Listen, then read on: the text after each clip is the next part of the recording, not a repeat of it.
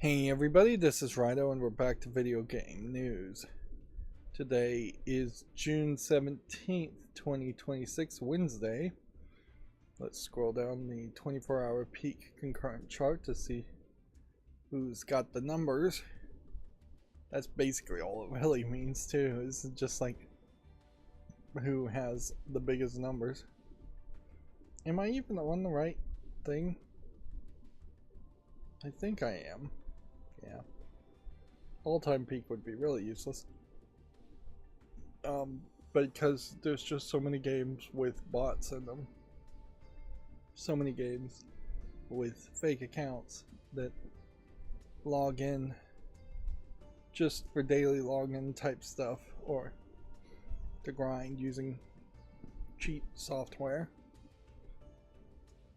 And of course it's always a kind of unfair comparison because anything that is multiplayer and requires multiplayer has that much higher chance of being in the top 100 than something that's a single player game, at which point anybody could play it at any time. So things like Binding of Isaac Rebirth, which still doesn't really have multiplayer in it, and even then it's only going to be co-op multiplayer, are in my mind doing a lot better than things like Yu-Gi-Oh! Master Duel, which requires 2 people to be online to play a game. Of course, you can inherently make unsuccessful multiplayer only or multiplayer focused games pretty easily. So as we do the warm-up here, what have I been doing? Well, I've stupidly went into a deep dive after Monday's stream of trying a couple of those fake ad mobile games. The first one that I clicked on and installed from a Facebook ad, which Facebook really needs to get a handle on its ads, was a ad that showed these anime girls with lots of cleavage being chained up, and then it was showing options where you were basically torturing the girls, which further research into that, there's barely any adult games even like that. That fake ad led me to Last Light, which is an idle zombie game like so many others, post-apocalypse thing, and it does have a brief section at the very beginning where you are rescuing a girl in an anime girl type character with cleavage in a nurse outfit, but even in that aspect you are rescuing, not torturing her. You are implied that you're unlocking pictures, but I don't think the pictures are even real. I think they are simply there for slight protection against being sued for false advertising. Clearly it's false advertising, and then after the first 20 minutes or so, once you free that girl, you are just into the same old ridiculous loop, which I've heard people make the argument, we're looking at the most wishlisted games right now, by the way, that these game developers just have the feedback and statistics, and that they have boiled this gameplay loop to perfection to get the most amount of suckers to put money into it or to play it long enough that they eventually start putting reoccurring revenue into it. I question if that's really the case. Like, the game loop sucks, really, and I wouldn't be surprised if really what's going on here is that it is just incredibly easy to reskin that exact same game and sell it again. I wouldn't be surprised if last week there was a different game, not called Last Light, that looked exactly the same, or just looked similar enough. But yeah, I really don't get the false advertising thing. But in fairness, I did stick with that game, Last Light, way longer than I should have after realizing it was just false advertising. And particularly in Last Light, they have the whole screw game where you're moving screws to have metal plates fall down. They have the whole shooting up a path game. That is the main gameplay mechanic. They have the cannon variant of that where the multipliers are moving around and you're trying to get a flood of warrior soldiers to go up different alleyways. And they have a slightly different variant otherwise on the path game of shooting and multiplying. Which, that is the thing about Last Light that really stood out, is that it just had a little bit of everything that you would see in all kinds of different ads. And I imagine Facebook ads targets different people, so it targets some people with the screw game ads and a fake ad implying that that's what the majority of the game is, and then it targets some other people with the shoot up the alleys ads, and then it targets the perverts with the torture the girl ads. And there's just barely enough in that in Last Light to say technically it wasn't false advertising. There was a YouTube video where somebody straight up made a false advertising ad, fake ad is what they're calling them, for a video game, and basically it was just a second party advertising company that made it and then handed it over to the game developer and said, now you have to put this in your game so you don't get sued for false advertising, which I don't know if it really happens like that too often, but it would kind of make sense if all of a sudden it's advertisement companies telling the game developers what to shove into their games. One of the things about the second game I installed too is that it fairly quickly puts you in an alliance, and the alliance I was randomly put into had this announcement pinned to say you have to follow the alliance leader on like Discord or Telegram or some other communication app, and then in the alliance chat it says, someone posted, don't try and follow this person because they're scamming or trying to hack accounts, things like that. So I wouldn't be 100% surprised if a lot of these Android mobile games are literally just a middle step to some state-sponsored hacking attempts, or there's just like no moderation at all, so it just always devolves into a lot of hacking attempts, whether that's the original goal or not. So the second game I installed was a fake ad on Facebook where it's a very anime-esque girl living in a zombie post-apocalypse all by her own, and it looked nicely animated. And that led me to a game. I don't think I can even remember the name of the game. I'll give it a few seconds here just to think if I even know the name. I think it's very intentional that the names are way similar, and it's all just trying to create every game being confused with every other game as far as their names go and the way they look. But no, I can't even remember the name of it. But yeah, the ad was completely fake. It takes you into a post-apocalypse game that was exactly playing out the same way as the previous one. Slight difference is that this one had a torch tower, and the a day-night cycle. So during the night, zombies would attack and you would ring a bell to get your citizens to stand around the torch tower and be protected from the smaller zombies.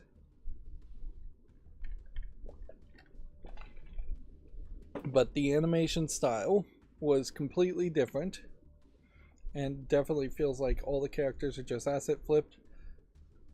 Basically from the beginning you start with like 10 people, and I think the icons were already being reused for the initial 10 people, and you'll just have citizens die and then that exact same icon will show up with a different name. The buildings are in predefined locations in the second game where you can put them randomly in the first game. So very slight differences, but very possibly all programmed in the exact same engine. But yeah, the 3D models of the characters have a low polygon, cartoony look to them, very far away from the Ghibli animation style in the ad. The game is not dark and gritty and not set in a devastated, nearly destroyed Tokyo like the ad. And then it just puts you on that same gameplay loop where you're just building buildings. And early on, building buildings takes no time at all. But after about 4 or 5 hours, you'll have upgraded everything to say level 8 or so, and then everything is going to start taking about an hour. And then level 9 will take 2 hours, and then level 10 will take 4 hours, and then you'll start to have 24-hour long building times for buildings. And yeah, weirdly, in the second game too, it felt like the established norm was going to just be humans, human heroes, and then very quickly they throw in a samurai character out of nowhere and the realism falls apart, and then fairly quickly after that they throw in a anthropomorphic cat lady character. So there's just like a complete lack of care and consistency in the narrative and story design in the game. They don't care about anything there. They just want to get you in that same idle building timer hero gotcha gameplay mechanics, and they just want to throw every single kind of game mechanic that might lead to you spending real world money at you. So I spent a couple hours playing that game too, more hours than I probably should, and actually even took a couple breaks to give it more time, after which I finally decided it's time to pull the trigger and uninstall that. Both of the games, by the way, also take a significant amount of storage space on my phone, my old phone, which has really no free storage space to speak of. But yeah, the one thing that may have been productive out of that huge waste of time is we probably should look at the Google Play charts, and even check to see if we can get iOS store game charts.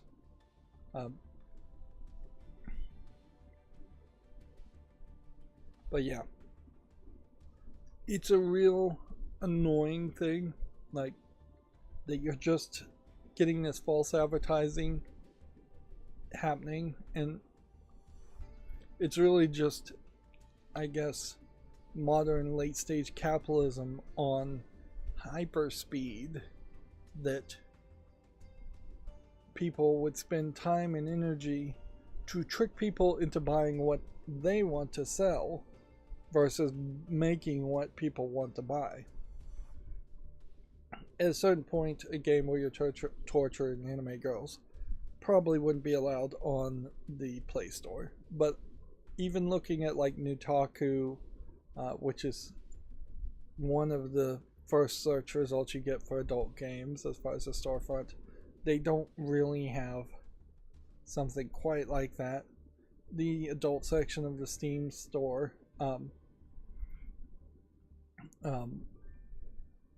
doesn't have a really great way to search it. And yeah, there really aren't a lot of other storefronts. The closest game I could find was called Did something, DID, as in Damsel in Distress. And it was the second game, but I couldn't even find the first game available from there.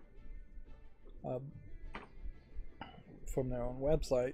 And it might have been like Did Dungeoning or something.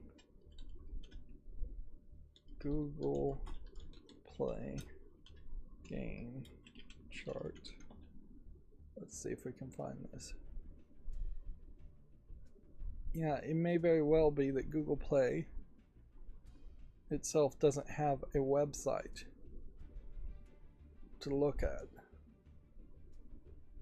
Or it may be that it's just not going to load.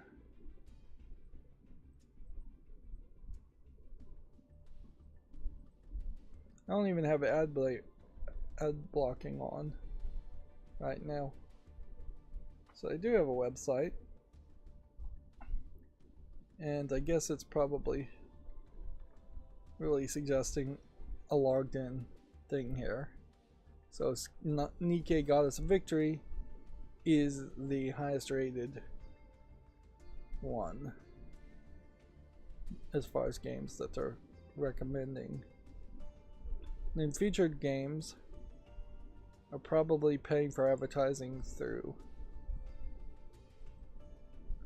Google, whereas the Unity ads are probably the more deceptive ones. And just added games tend to be nothing. Alright, so what we're looking for is they did have a category for top hits on PC. Suffice it to say, there's probably targeted advertising happening here, but a significant amount of these let's see, we need to switch to phone, I guess. There we go.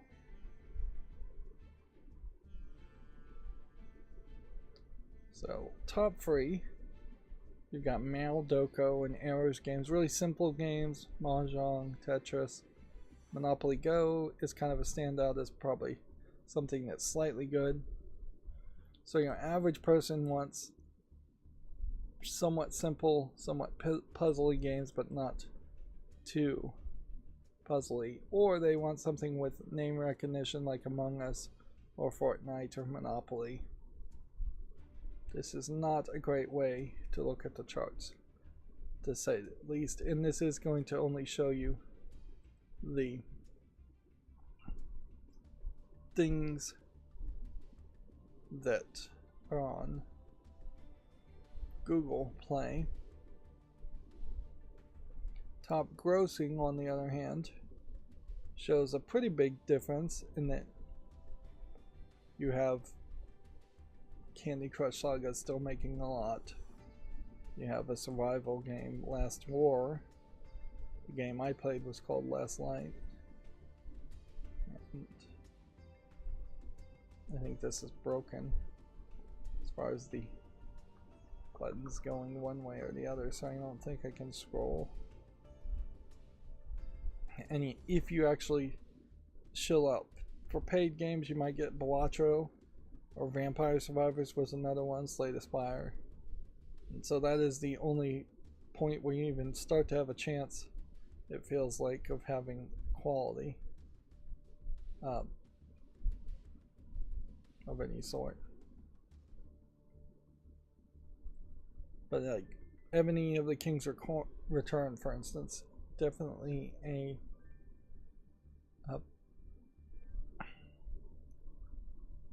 very old game. Yeah. This doesn't want to show apps at all. And I don't want to particularly go through and see if I'm going to just pop this out off screen, I guess is what I'll do. And see if I can figure out the games. Do my play activity. Nope, that didn't do anything. This is probably not the account I'm actually logged in on. No, it is, but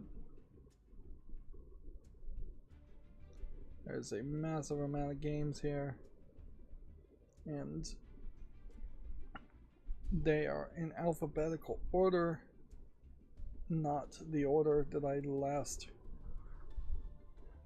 installed them on, because I did try a decent amount of games.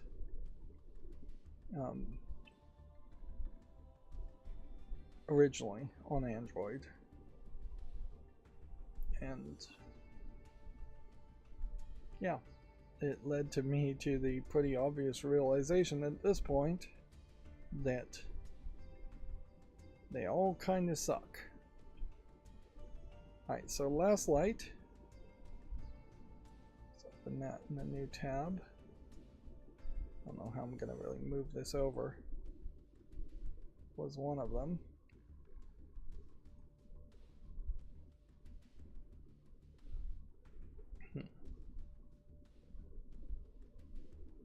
And it certainly sucks that there's just more, like a ton of these kinds of games too. They're all the same. Like, it'd be one thing if there was only a small selection. Meanwhile, I'm still playing Pokemon TCG Pocket, not particularly great.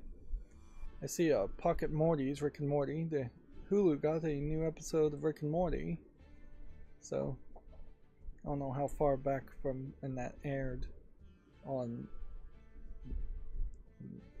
what is it, Adult Swim, but I wasn't really expecting to ever see another episode of Rick and Morty, and I was kind of okay with that. I may very well not even recognize the icon of the game.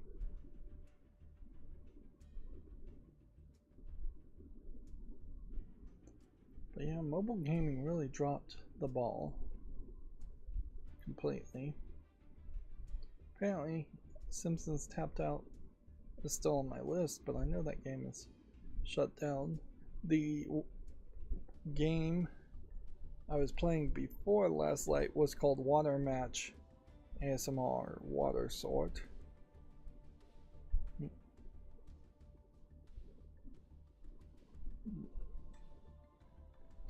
Yeah, I think I went through all of them and didn't even recognize the name or the icon for the other game.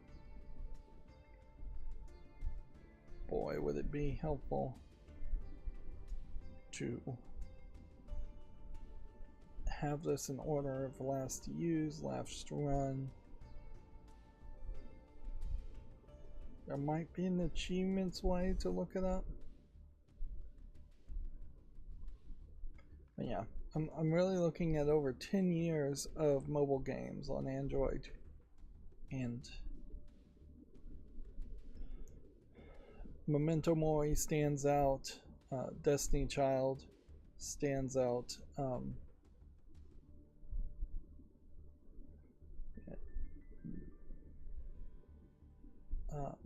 but Destiny Child is shut down. And those are Korean, somewhat lewd. Memento Mori is not really that lewd. Destiny Child was. Gotcha games. And yeah, it really sucks that the only games that seem to have any polish and effort onto them are the ones that are Gooner games, for lack of a better term, and are going to get a ton of, there it is, it's called Dark War Survival. Now the question is, how can we move this window shift left? It's not going to work.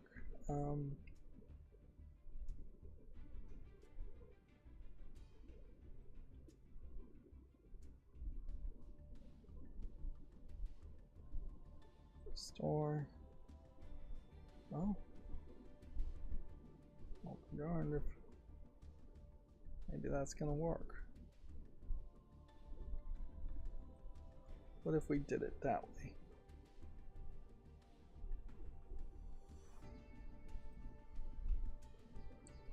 Okay. So yeah, here's Dark War Survival. And look at all the screenshots. It looks absolutely nothing like that, and you don't really have a shelter that you build that way, at least not in the first 24 hours of gameplay. And day one of the apocalypse definitely doesn't look like that. And it definitely feels like the story is that this is maybe a whole generation of people already living through the zombie apocalypse. By the way, the animation style here of this character is not in line with what you see in the game. And yet this is rated 4.4, which I think also just highlights the ridiculousness of the review system. There's almost certainly a ton of fake reviews going on. Here is Last Light,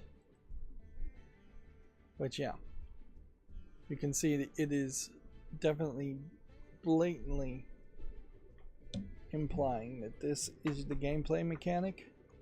There is a side game where you do these screw puzzles, but at no point did I see any ladies being trapped to even be freed from this point. But definitely the implication here is you're freeing people, not. I definitely got to level 14 of these, and there was no pictures of ladies. This animation style again is not even in line with what you actually see in the game.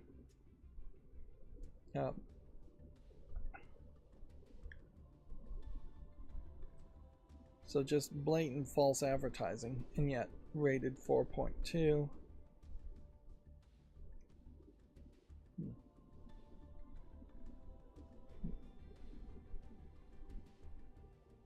Here we got it. I'm pretty sure this game is amazing on its own.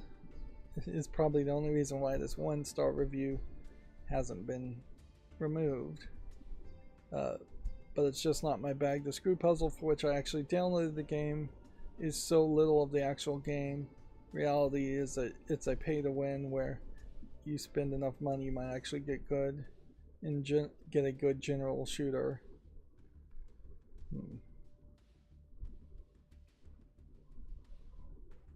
But yeah, the state of false advertising and name confusion. Last War survival game, Last Light. Last War was one I must have installed in the past. Is very, very high. And I don't think I really need to show the water mixing game. It's like that game at the very least was true to its advertising. Another game for this one, Dark War Survival. Another game not matching the screenshots posted. The story and characters design are nice, but as you progress through the game, it unlocks social aspects, e.g. chat and alliance and pay options. The image promises a dark, grittier game, but as another review mentioned, the gameplay itself is like Whiteout, which is fun in itself, but the pay to win option just isn't for me.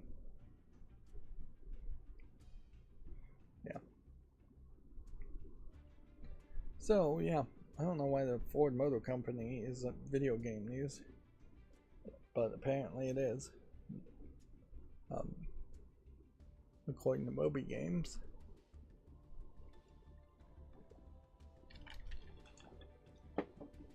The state of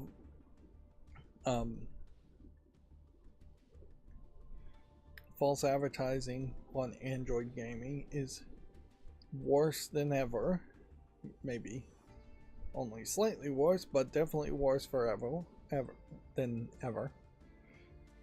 And there really is not a standout game worth pointing.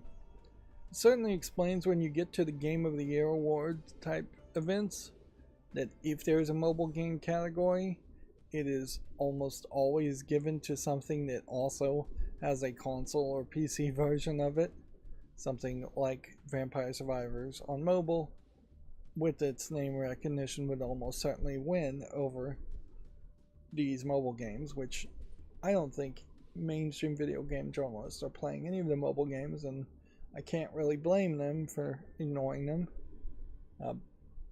And I don't feel like any of the mobile websites themselves are successful enough to gain notoriety and gain people's attention. It would be pretty silly to try and create a Android news site in modern times and talk about different games, because you might have a new game come out fairly frequently. Dozens of games even come out every day. I don't think it's actually even that many games that come out. I wouldn't be surprised if there's a new game that comes out only one per day, but the vast majority of them are just going to be terrible, completely irrelevant.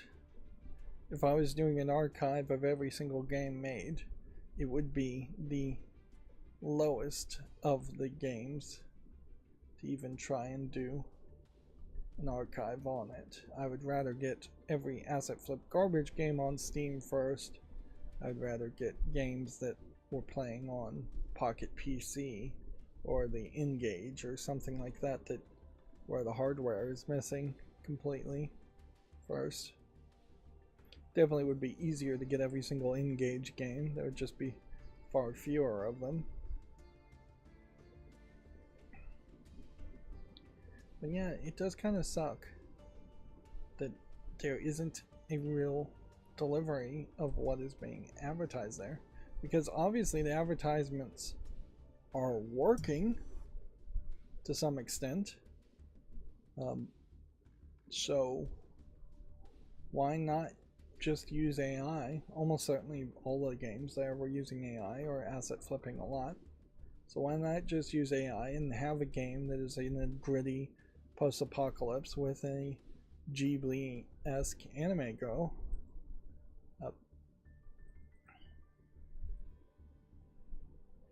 It is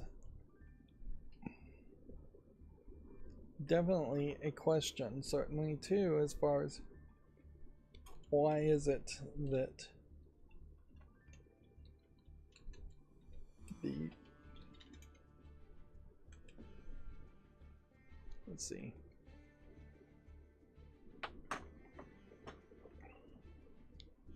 yeah, it is definitely a question as to why is it that even the games that are giving you those cheap, short, little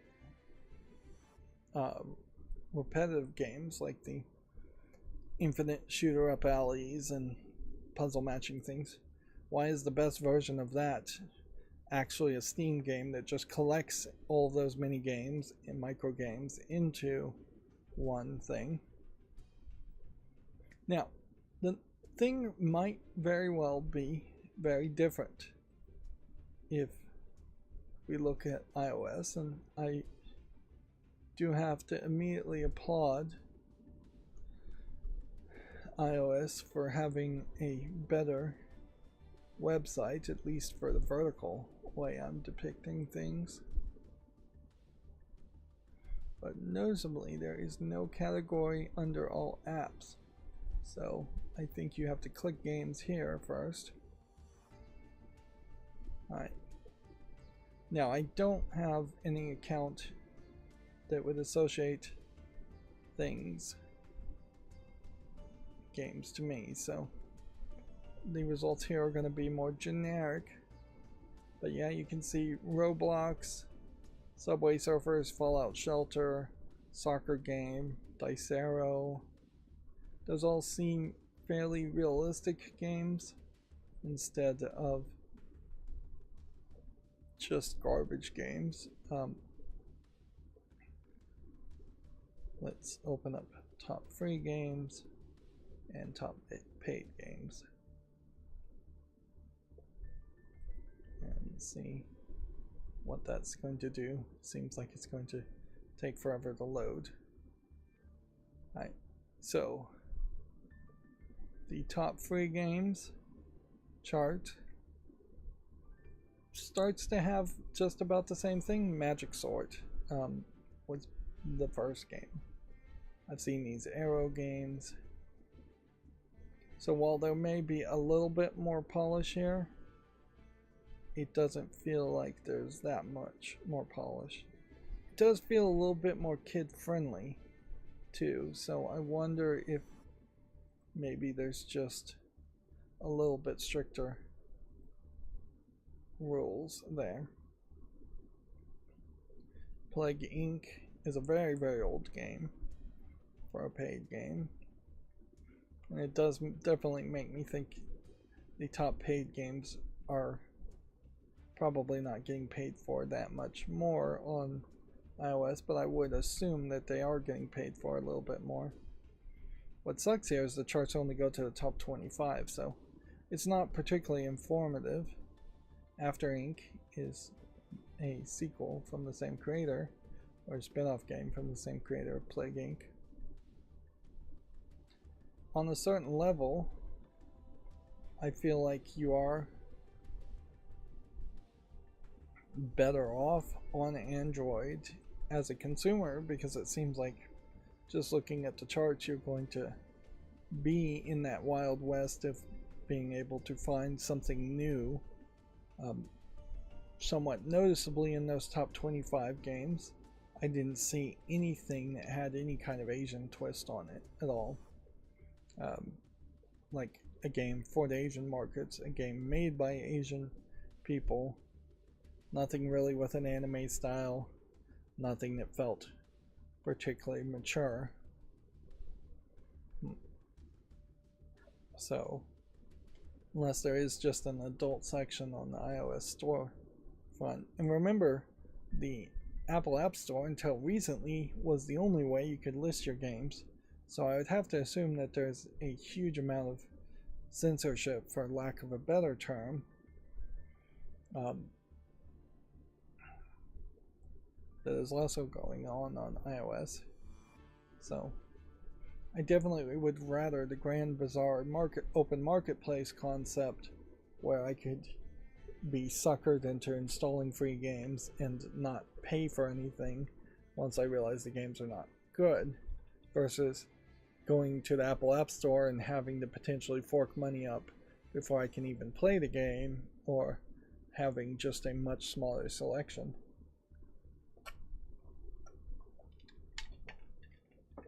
I would say the Apple App Store looks like it has far too much curation. It is a far cry different from Steam as a storefront. Steam could curate 10% of its games away of its worst games, and you wouldn't really notice a difference at all unless it very much targets a specific type of game, and then people make news stories about it. But if they simply implemented a reoccurring $100 fee every year to keep games listed on the Steam storefront, then you would see a significant amount of games just kind of disappear that are puzzle games. And asset flip games and AI games.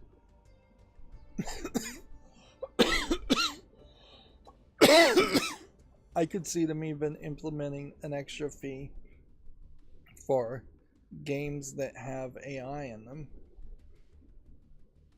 Just saying that we are going to charge you the price of having somebody look at all the assets in your game and determine whether they think it has AI in it or not.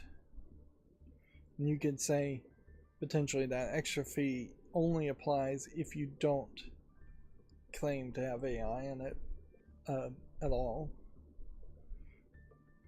for a verified AI free game status.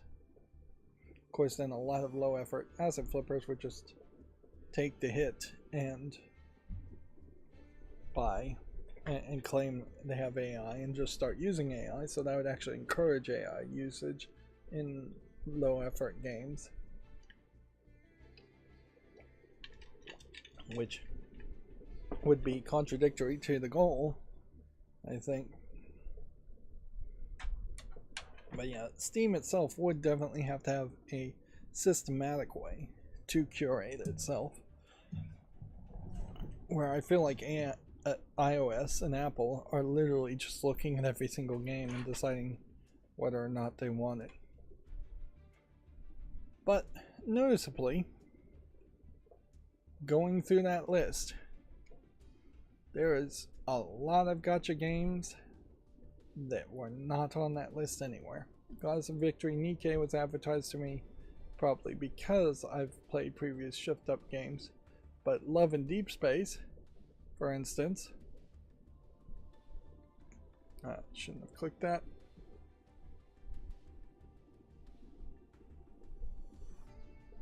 Yeah. Love and Deep Space is not something I've seen offered to me, and it's not like these games are in general only installable through third-party websites. Like, none of these are Nutaku actual adult games or anything. They are still within the rules.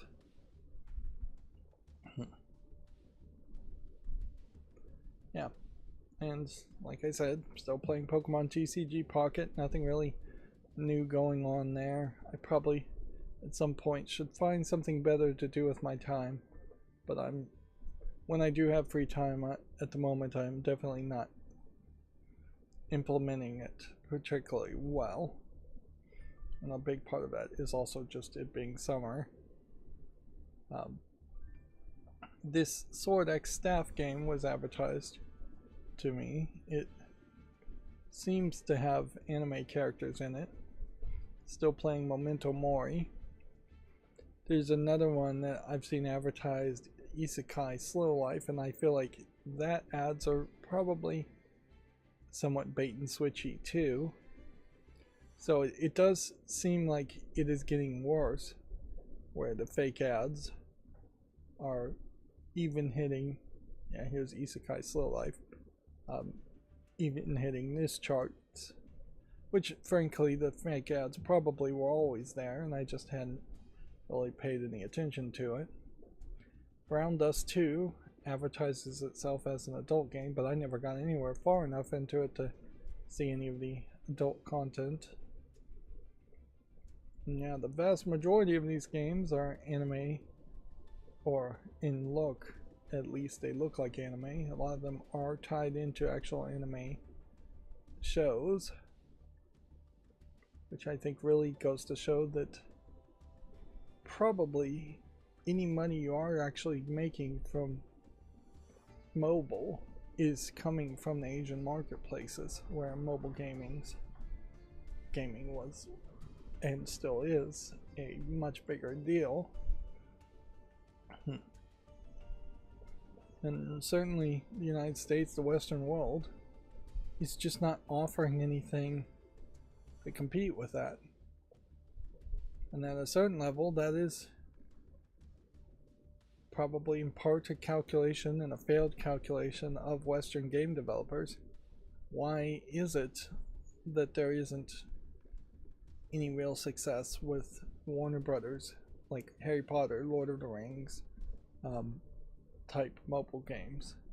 Why is it that there's no real success with the WWE mobile games?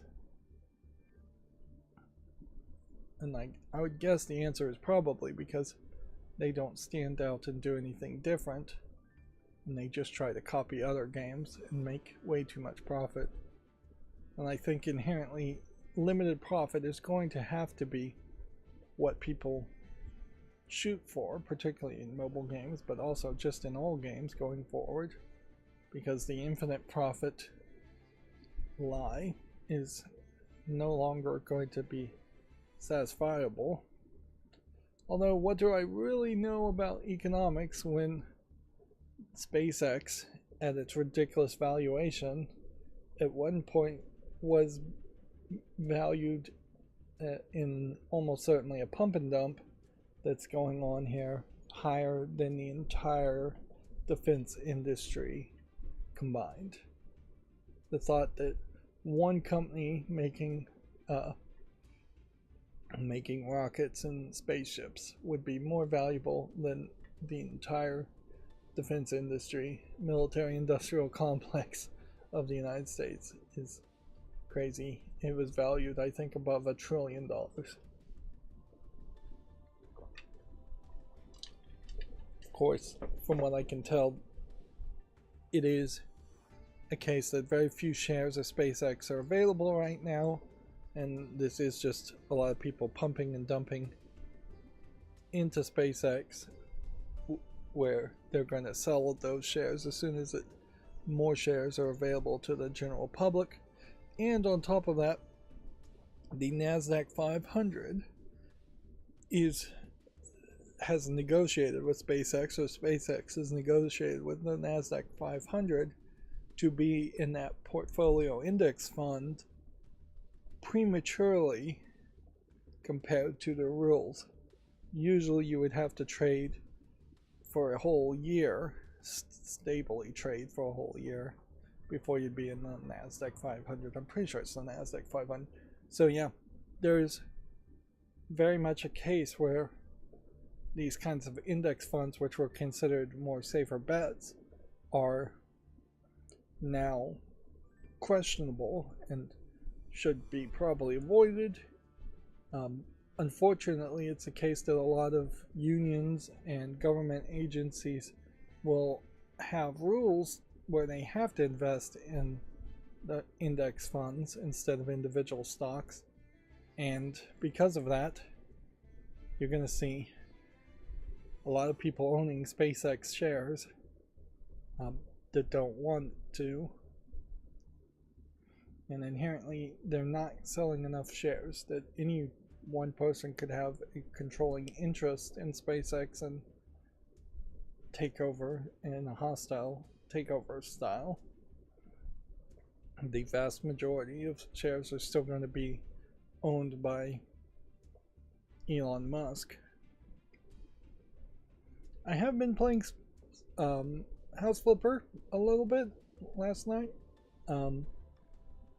With that, I was doing, I think, the holiday DLC. We should look at the achievements again on it. And the holiday DLC definitely feels like it is just a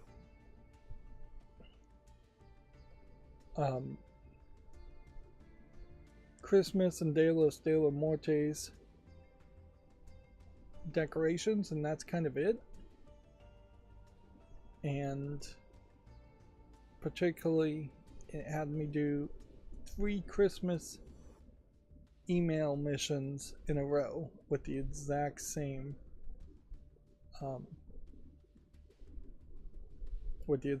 house that has just been decorated differently 3 different times. Oh, I guess the Dine Out DLC is why I have a cookbook in the game.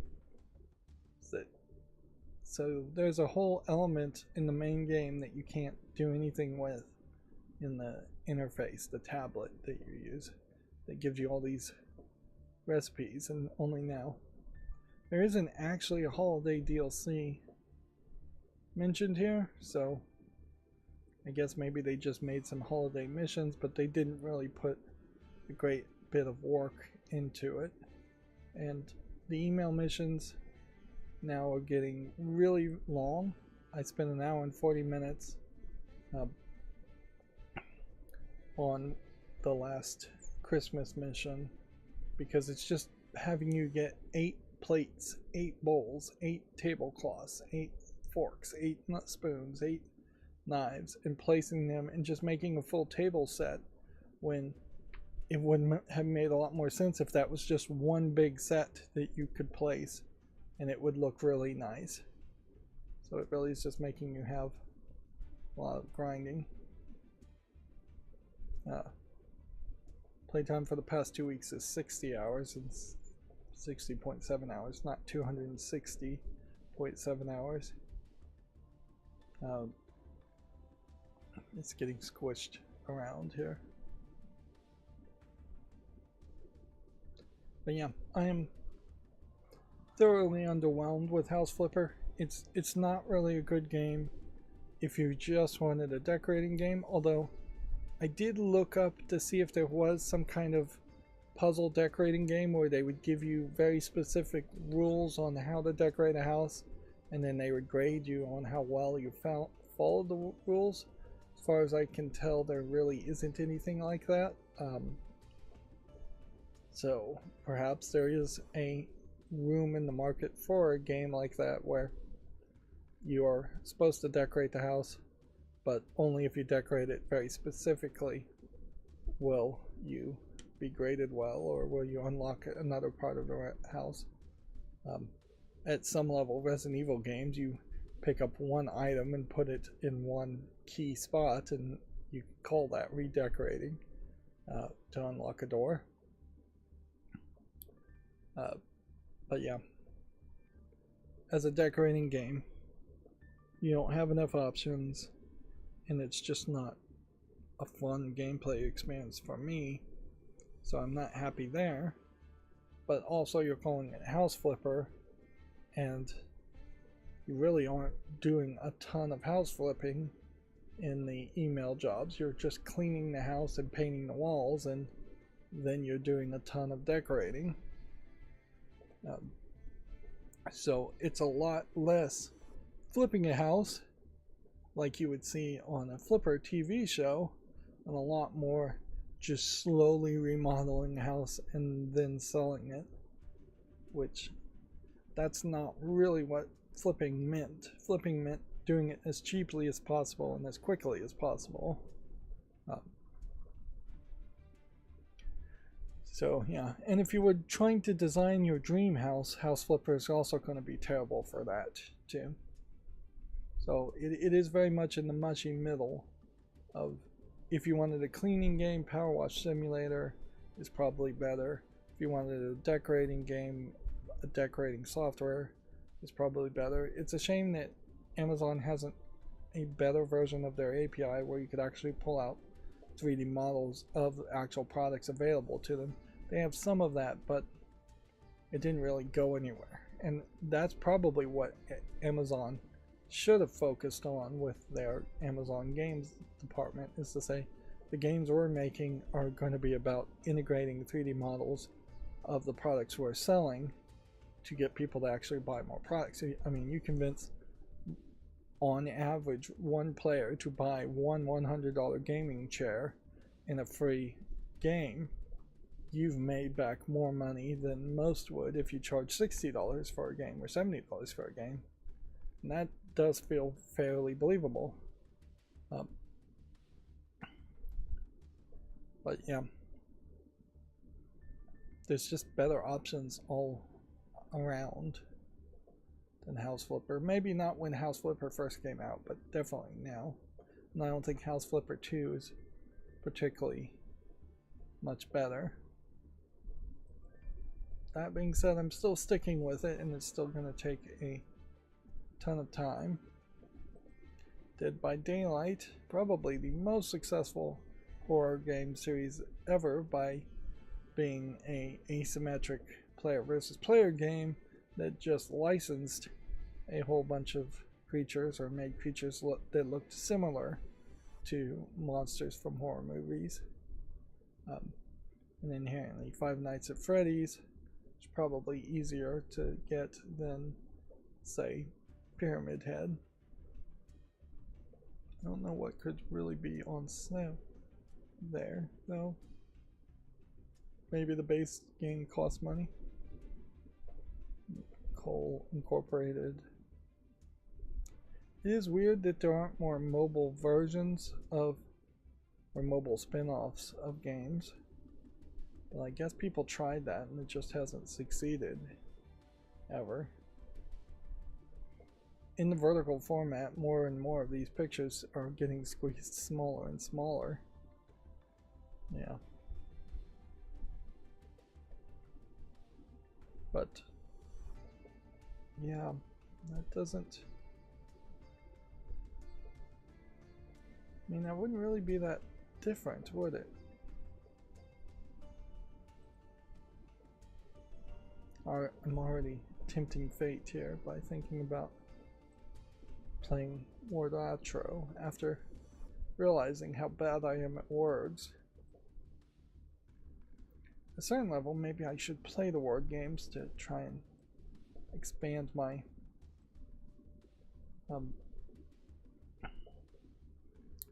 vocabulary. I don't know if that would really happen, but it would be a good goal. Certainly. Dead by Daylight is a top seller. Interesting.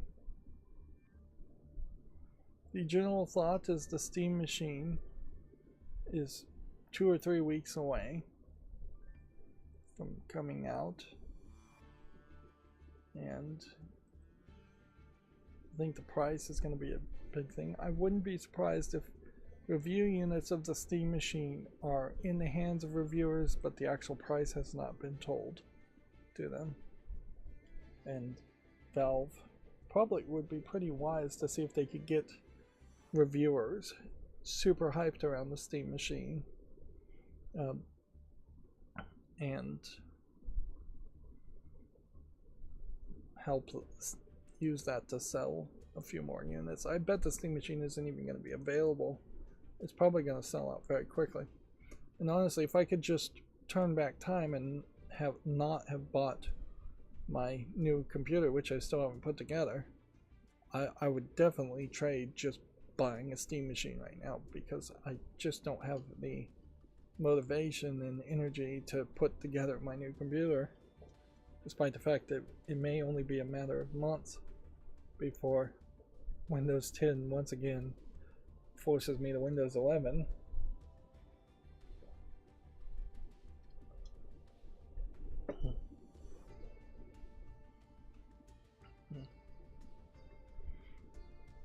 Yeah, I'm hearing this slight rattling sound, and I was wondering if it was my air conditioner having a problem, and then I looked over to the left of me and I have a plate from what I ate for breakfast pivoting on top of a mug of water, and it is rattling enough to hit another mug of water every now and then. So my air conditioner is blowing it with wind every now and then, or I'm creating enough vibration in the floor. Yeah. I played with an autism test, and one of the questions is, do you often notice sounds other people don't? And I would have to say definitely true on that one. But yeah, I don't think I'm actually on the spectrum, but the spectrum's so wide, I might barely be on it. But yeah. If I can hear things, and my ears aren't clogged up, I do tend to hear things and take note of things. Which in the wild you would call that good, for the fact that it would... Yeah, I don't know why this isn't on my wish list at the very least, to think about it. That's good for the possibility of the species to hear things and be alert in your environment.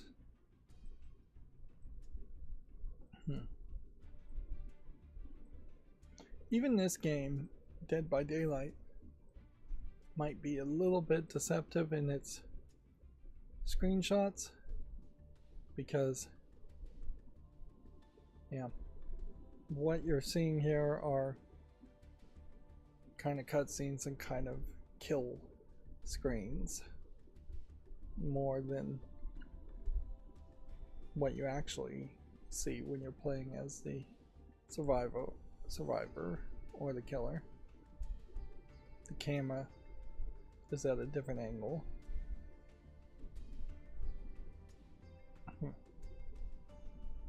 And yeah, in most cases, the way this works is the killer knocks someone down and then they have to drag the body onto a hook or a spot to permanently kill a character. And so you have infinite revives as a survivor. Of course, you eliminate 3 of the members and then nobody can revive you. And it definitely feels like they have changed how that works depending on the killer quite a bit.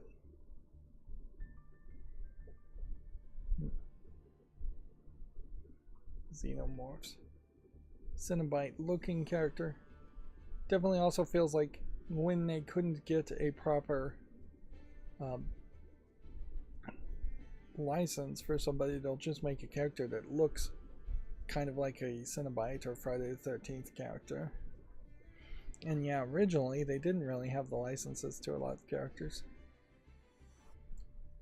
The 24-hour peak of this is 110,000 players, so there's still a massive amount of people playing this game. There was apparently an Alan Wake monster. I don't even know what the Alan Wake monster would be. So yeah. The problem with a game like this, of course, is that you aren't really guaranteed any kind of experience. Your mileage is going to vary wildly just based on how good your internet is and who you're playing with. So it'd be very hard to criticize a game like this. You have to spend 20, 30, 60, 120 hours into it just to get a general idea of here's what your average game is like. And yeah, apparently you can play for free right now until June 22nd, and then you can buy it right now for $8. But then I imagine you have to buy extra DLC for each of the different characters and different maps. So like a license for Ghostface. And then yeah, a lot of these don't even seem like they are licensed things.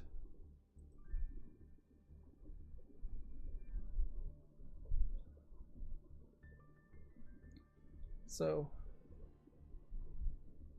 yeah, and they do have a Friday the 13th Jason that they just added in, which the licensing around Jason is weird.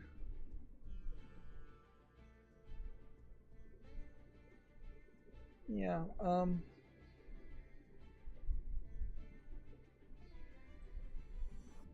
it's a shame they don't have a spin-off of Dead by Daylight that's a single player experience, because if they did,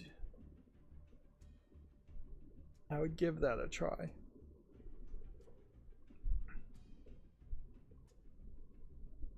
I guess maybe that was supposed to be the casting of Frank Stone, but you can see that was mixed reviewed. And Islands of Insight really stands out as a weird game from the same developer. Hooked on You, a Dead by Daylight dating sim, I guess technically is a single player game, but that's too much of a spin-off. Let's look at the casting of Frank Stone. Yeah, there's a single player experience. It's mixed reviewed. They probably just didn't put enough polish into it. Or maybe it's a case that a lot of people like to play as the survivors. At first glance, the casting of Frank Stone looked like the perfect idea on paper, and a lot of us were excited about the concept. A narrative-driven horror game developed by Supermassive Games and tied to the world of Dead by Daylight should have been a slam dunk for a cinematic horror. Instead, what we received was a game that felt strangely hollow, unfocused, and ultimately forgettable. The game is cool and all, but getting stuck in a room behind characters is kind of ridiculous, especially since I'm seeing Reddit posts of people getting stuck in the same room in Chapter 5 2 years ago. I'm not seeing how fixing such a small but frustrating issue is so hard for companies these days. Hashtag minimal effort. Yeah.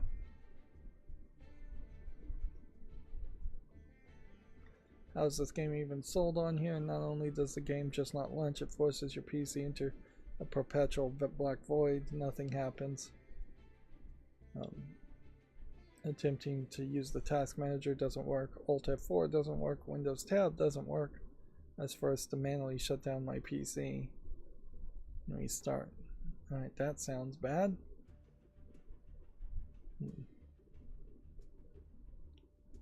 That game should not be able to do that.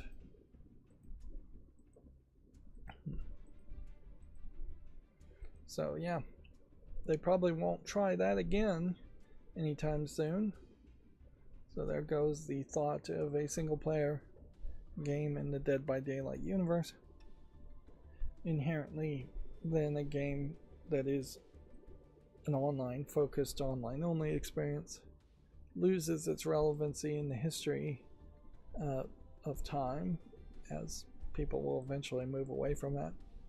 Although it might take a while because, let's face it, there's not going to be too many attempts to make other horror online only games, or like Dead by Daylight. I think the asynchronous multiplayer concept in general really suffered. And that's one of the many things AI is not really promising to improve, that AI might be able to improve. No refurb Steam Decks. But the idea of an artificial intelligence that was actually smart, playing as a killer in the game, and then all the humans are trying to beat the AI by surviving, might have an appeal. Yeah, price is almost certainly not going down for the Steam Deck. Yeah. And I don't think we're at the point now where you can reserve a Steam machine. So it is fairly believable that like next week or the week after we will have a reserve button added to the Steam machine, and then at that point I think I will just hit reserve on a Steam machine regardless of price, just to be given the opportunity to think about it. Like, it really would kill me too much to have a Steam machine in an extra room on an extra TV. But I may very well never use it if that happened too. But yeah, it is questionable what the next Xbox is going to be as far as hardware. It's questionable if a PlayStation 7 is coming out anytime soon, or PlayStation 6 is coming out anytime soon. and it is definitely questionable whether Steam machines would get a hardware update.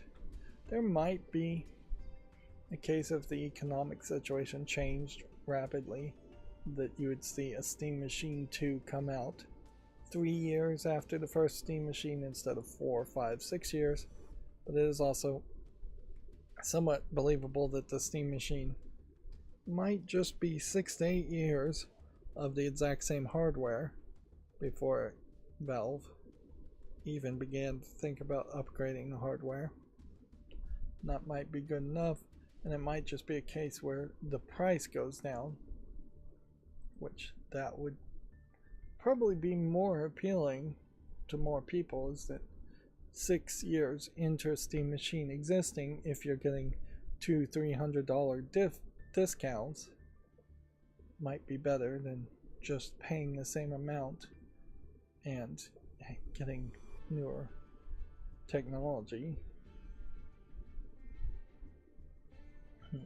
And that same thought probably should apply for the Steam Deck too, in that there probably should be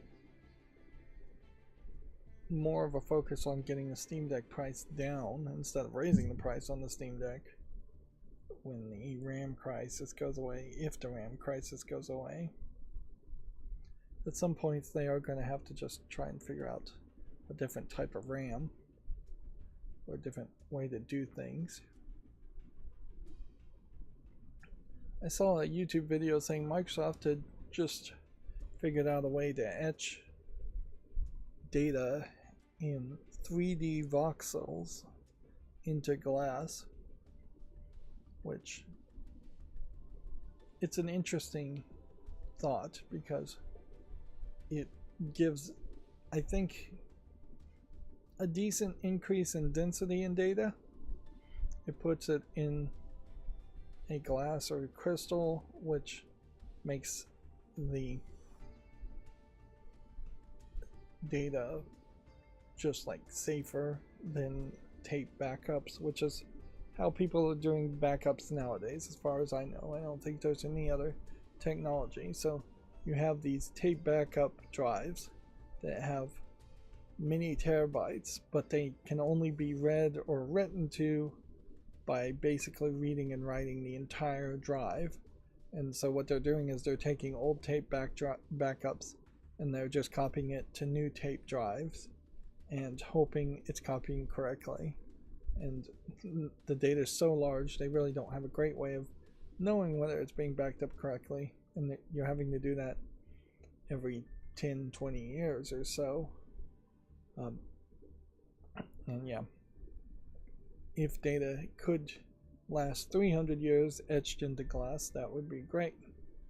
But I don't know if this technology would ever be a home technology, because you need a microscope basically and a laser to burn the glass effectively in a 3D space. And yeah, so it doesn't make a lot of sense if you're paying $1,000 to make one glass drive to write it, and then to read it. I don't know if they would ever have a reader.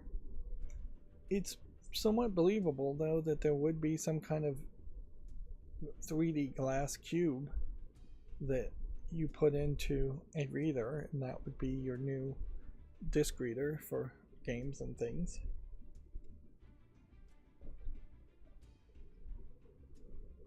But it doesn't really make a lot of sense to do that when the internet still exists and the amount of data is not going to be that huge. Even if we went to like 16K, a glass drive technology may not make sense. Yeah. It almost certainly would be closer to a cube than a spinning disk, which would eliminate at least one motor and moving part.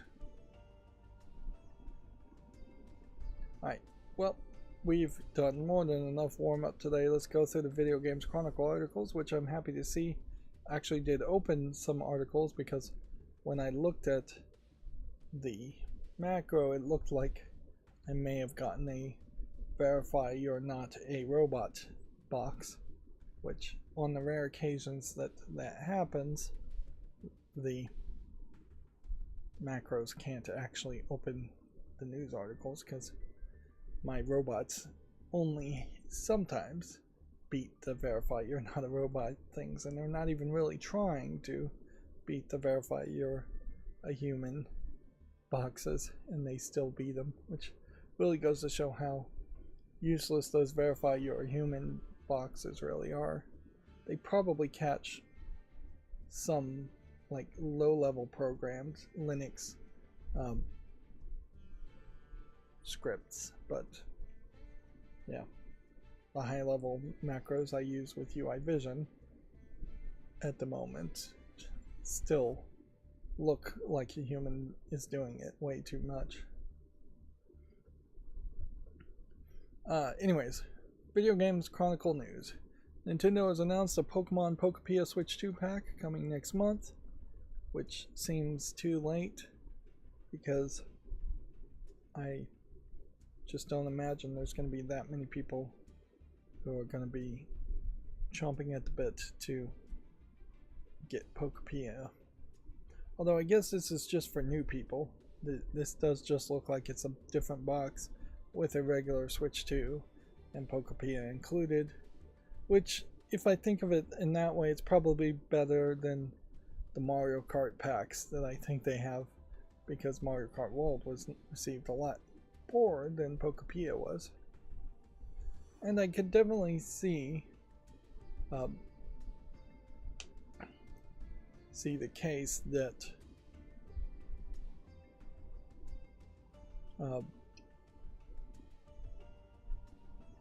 people may not go out of their way to buy Pokepia, but they might enjoy Pokepia if it just came with the system. It's a shame that these bundles usually are above the price of just buying the game and the system separately, and they aren't really free games included. There was a time where you would get free games included, and they really were free, and it wasn't just a scam to bundle things.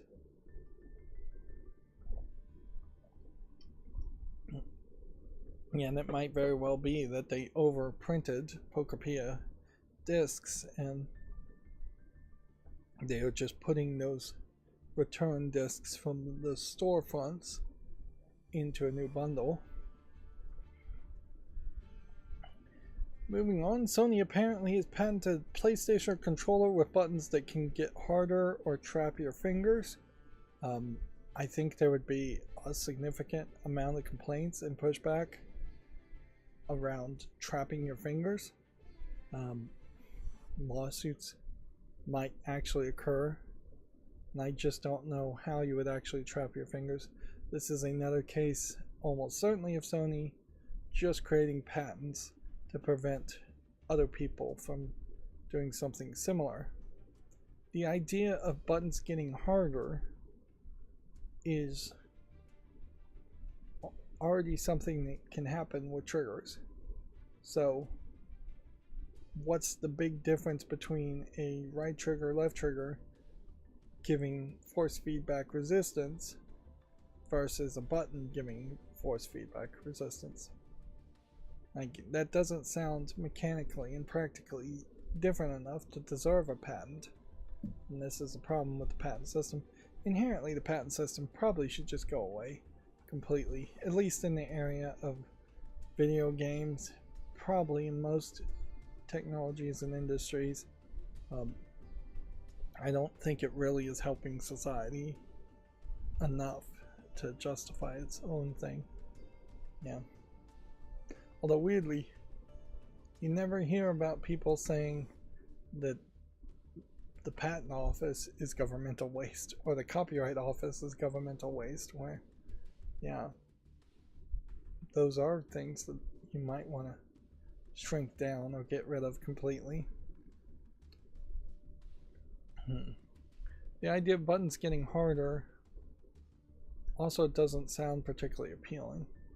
I just don't see a reason why I would want the buttons to change.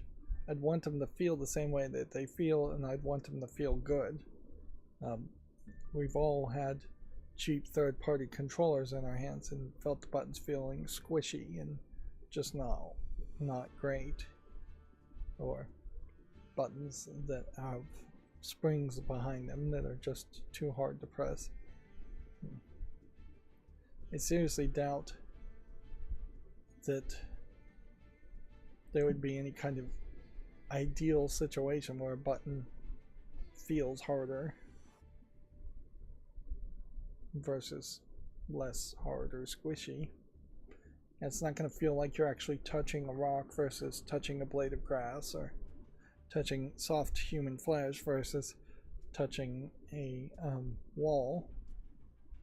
I don't think we're going to get that level of texture, and I don't think you'd want that level of texture.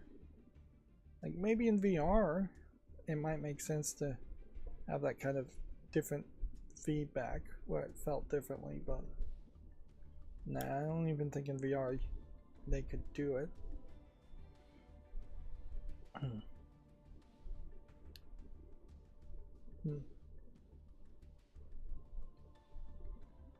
It's just going to change it by magnets, magnetic resistance.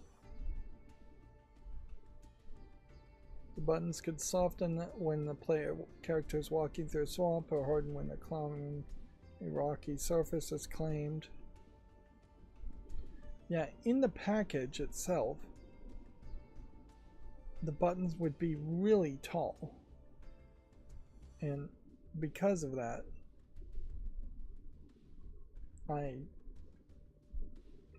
it would almost certainly never be implemented.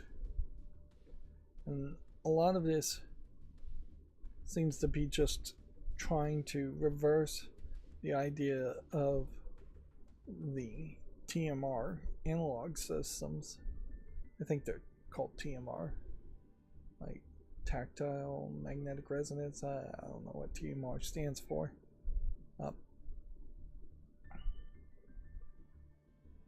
But yeah, I guess if buttons were the next thing to use magnetics to indicate whether the buttons are being pressed or not, then maybe contacts would get worn out a little less. But I think it's very rarely a case where button contacts actually do get worn out in an unreasonable amount of time. So, yeah.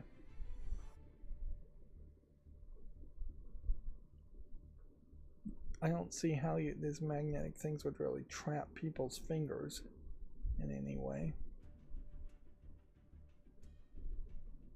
I mean, it kind of, the headline here makes it feel almost like a Saw game where you're going to have a controller with needles in the middle of it, and it shoots needles up through your hand and traps your fingers onto it by nailing it to it.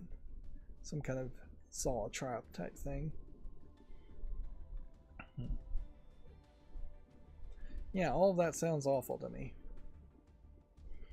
Moving on, SanDisk's new PS5 SSD costs nearly $3,000. This top of the range PS5 SSD has increased by price by 370,000 per 370%. I guess that would be 370% in less than a year. Yeah, that's a problem. It's usually the case that officially licensed SSDs for game consoles are overpriced for what they are anyways. But you do kind of get a guarantee that it will work well. And it will fit in the encasing. Yeah. Let's see, and that's the 8 terabyte model, so it's not like you're getting a ridiculously large amount of space for that $3,000.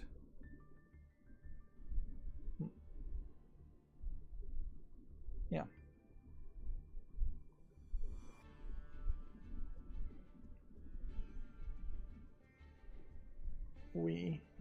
very much need to see some new competitors in the chip making markets. People who can create previous generation technology, SSDs and RAM, and churn them out cheaply for the people who need a lot of RAM. I think also we're going to probably have to develop a standard where on NVMEs and on RAM sticks there is just going to be a DDR4 quality of RAM and a DDR5 and a DDR6 quality of RAM. And there's going to be a little bit of DDR6, enough for single applications, single games to load into that, and then DDR5 is going to be secondary tier stuff that is going to be used in the background, and then the vast majority of the storage is just going to be DDR4 RAM that is going to be minimally used, particularly in an NVMe. I think that's what's going to happen a lot, is that you're going to have average access times severely reduced, but still fast access times for the things you use the most as a trade-off. But yeah, we are very much moving in the wrong direction. We are going away from progress than towards progress due to AI almost exclusively as a fad, but also to RAM manufacturers just not creating more RAM because they don't want to end up holding the ball when the AI bubble bursts and all these orders for AI go away.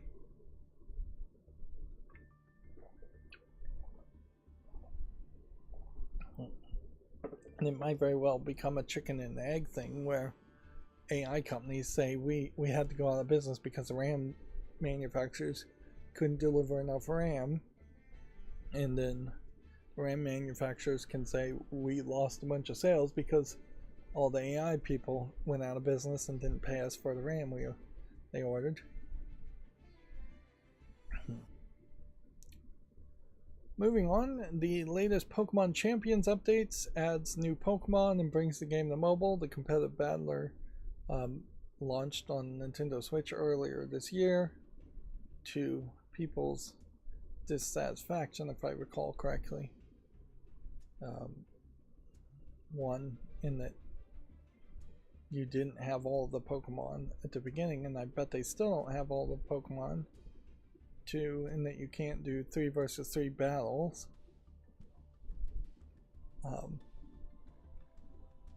Yeah, and 3, that there was just a lot of pay to win type microtransaction nonsense in it. So yeah, we talked about earlier the terrible state of mobile gaming, and Nintendo is or the Pokemon company in this case, is not really making it any better by bringing Pokemon Champions to mobile. That being said, Pokemon Champions might succeed very well on mobile simply just because of Pokemon's name and the fact that there's really not a lot of competition. EA Sports FC 26 is free on Nintendo Switch and Switch 2 for a week. Microsoft already planned Ninja Theory's closure when it announced Senua. It's been claimed Senua was announced less than 2 weeks ago at the Xbox Summer Showcase. Quote here is, Microsoft has already decided to sunset or split the Hellblade developer Ninja Theory.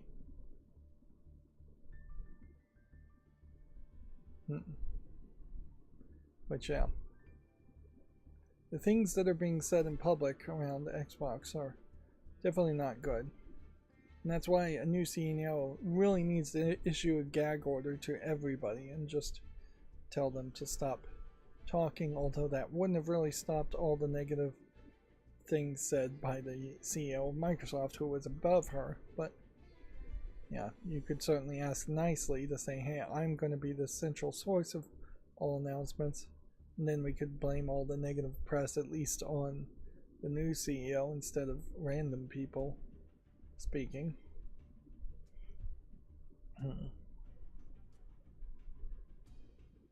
I definitely would not agree with the idea of getting rid of Ninja Theory as a company.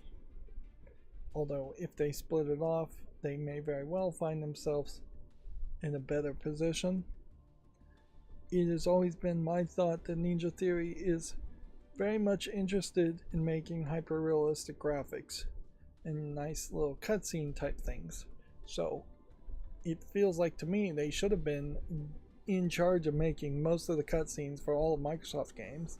So then the Microsoft Xbox games would all feel very high quality and kind of have the same feel across different developers of the actual gameplay mechanics. And if Ninja Theory gets spun off, I imagine they will get a lot of second party and third party development jobs just making cutscenes.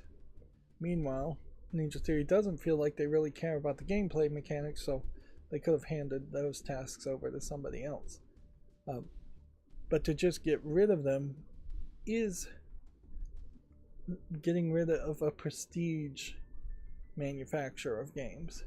Maybe not a tentpole game maker, because I wouldn't say the Hellblade series really have been tentpole makers, and they probably haven't sold high enough for Microsoft's taste. But it certainly was prestige. It certainly was getting you awards. It was getting people to talk about your games.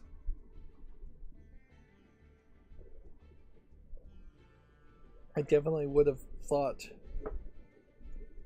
that Double Fine might get laid off before I would think Ninja Theory should get laid off.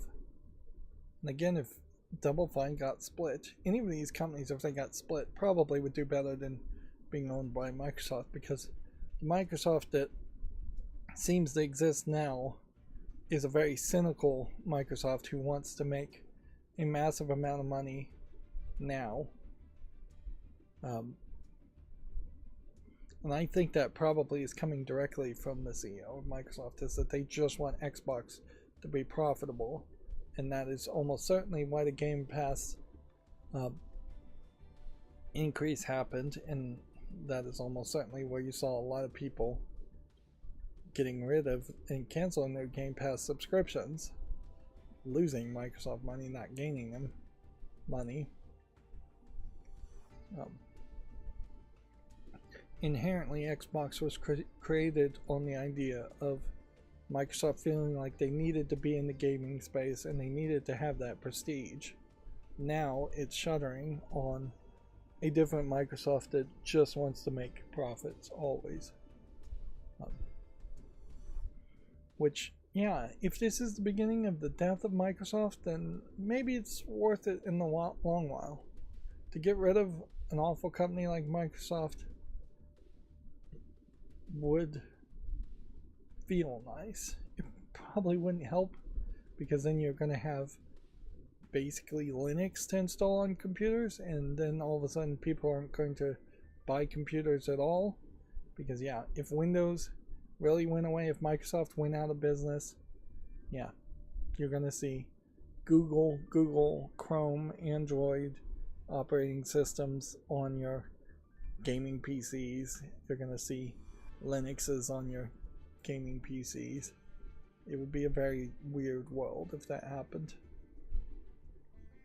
Like, at some point, Microsoft, I think, needs a new CEO as much as Xbox got a new CEO. Alright, moving on. Nintendo says a hacker group stole employee data. The hackers group stolen employee data is limited and old despite the $2 million ransom threat. A hacker group claims it has stolen Nintendo employee data and messages. This definitely sounds like Nintendo is not willing to pay the ransom since this information is public. And yeah, particularly in the case of Nintendo, I imagine this is just Nintendo of Japan user data. But yeah, Nintendo doesn't really have a lot of personal ID info about its consumers. You have a Nintendo account, it might have a name, there might be credit card stuff, but more than likely the credit card stuff is all third party and much more protected. Weirdly, if more age verification laws come up, Nintendo might start collecting more information around people, but for the vast majority, I imagine Nintendo accounts would start as kid accounts, and then you would have to jump through a bunch of hoops to verify as an adult account. But yeah, Nintendo's never really been a company that's tried to do targeted advertising or collect a whole bunch of data. I would be surprised if Nintendo bothers to try and collect specific data to even adjust their own sales or target sales to certain people or sell consumer info to third parties. Yeah. Nintendo probably has much more of an arrogance around that, and they just assume, perhaps somewhat rightly, that Nintendo fans will buy whatever they sell at whatever price they set it at.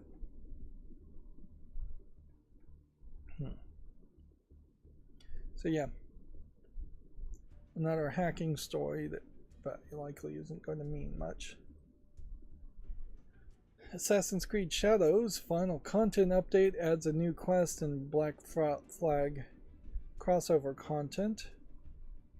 Isn't Assassin's Creed Shadows the ninja game? New in-game story quest called Black Tides, which is unlocked when the player completes Naoi and Yasuke's main story, as well as 2 post-release quests, a critical encounter and a puzzlement.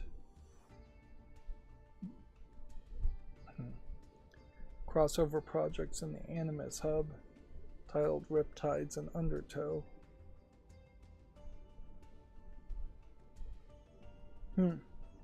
So yeah, to me it feels like the last update of Shadows is just the last of Shadows.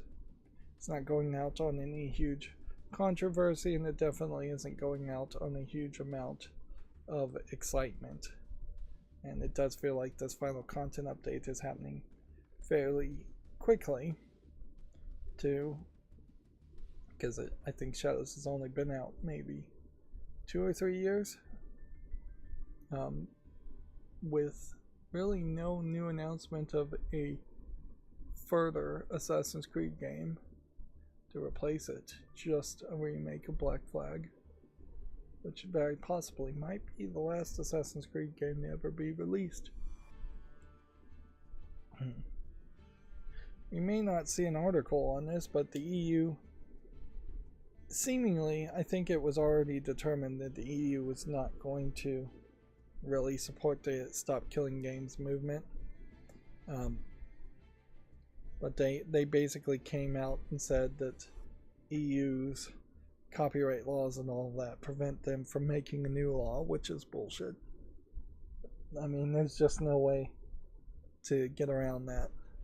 Sure, the European Union itself may be more of a group of countries agreeing to cooperate, but certainly the EU has the ability to agree amongst its countries that they'll cooperate in making new laws to require games to be playable in some state.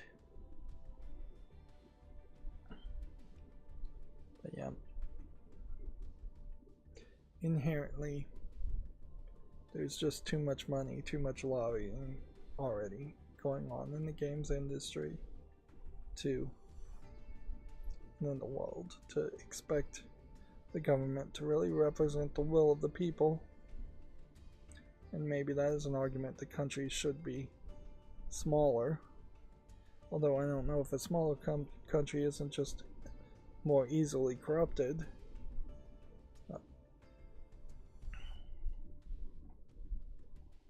But yeah. The real answer to the Stop Killing Games movement is massive long-term boycotts and not buying games from companies that do kill games, like Ubisoft, which is in France, which is part of the EU. So I'm sure Ubisoft is happy to hear that they will be able to shut down Assassin's Creed Shadows in a few years without any fear of any extra work having to be put into it. Yeah. Assassin's Creed Shadows will almost certainly just be forgotten in history as far as an Assassin's Creed game. There'll be a single sentence on Wikipedia. It was the first game set in Japan. There was slight pushback in the fact that you didn't actually get to play as a ninja in a game where it would have made a lot of sense to play as a ninja. And instead you're playing as I believe they're called Ichi, or a samurai who happened to be African American.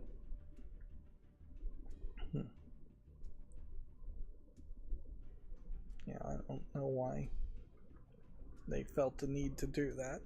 Assassin's Creed Shadows, and if it had just been a Japanese ninja guy, would have probably sold like hotcakes in Japan and gotten a lot more people excited.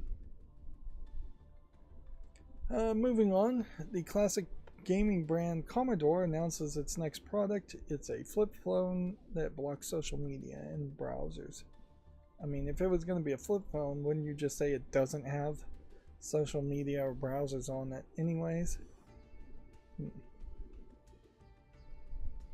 There would be an expectation that something like this would be really cheap and that the monthly fee from the phone company would be cheaper, and almost certainly the monthly fee from a phone company is not going to be cheaper.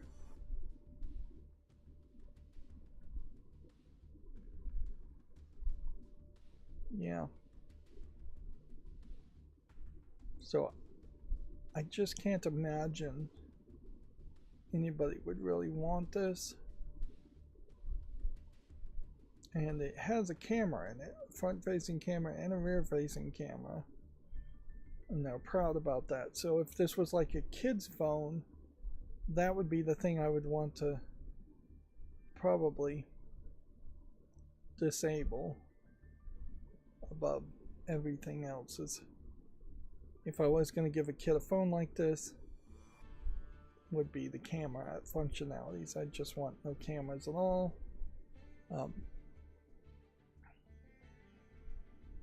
Yeah, and I would assume it may not be a touch screen, which would mean it would be a nightmare interface. They all were back in the day. Movable battery is nice.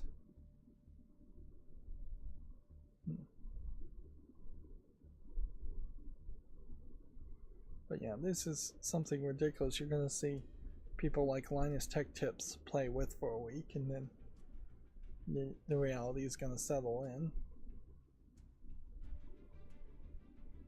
Yeah, Commodore is calling it school friendly, but schools are going to say, no, we're not going to let students have any phones. We're not going to make weird exceptions on something that just doesn't have browsers in it. But yeah, there is basically a case here where some schools have given up and said you can have phones but not pull them out during class, and then a lot of schools have just said no, you can't have phones at all. But yeah, they're showing off Google Maps, and they're showing off FaceTime still as a thing. Inherently, this also ignores the reality of the situation, which is if you have an old phone, you want to be able to just hand down the old phone. You don't want to have to buy a whole new phone for kids. And yeah, I have a decent number of old phones that still are reasonable enough to use, and I have nothing to really do with them. Like, let's see, probably 1, 2, 3, 4.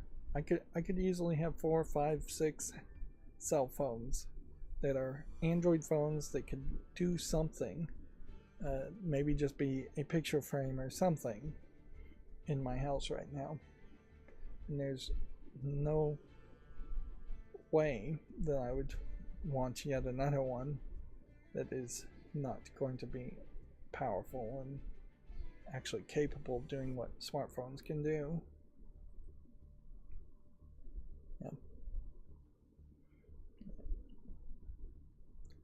Moving on, Xbox reveals its next 6 Game Pass titles, including EA Sports FC 26 and Call of Duty Vanguard. Oh, by the way, in the previous stream, I mentioned that the World Cup was happening in Central America or South America. Shows what little I know of the World Cup in soccer. Actually, the World Cup seems to be happening in the United States. So, yeah, that's how little I've been paying attention to it.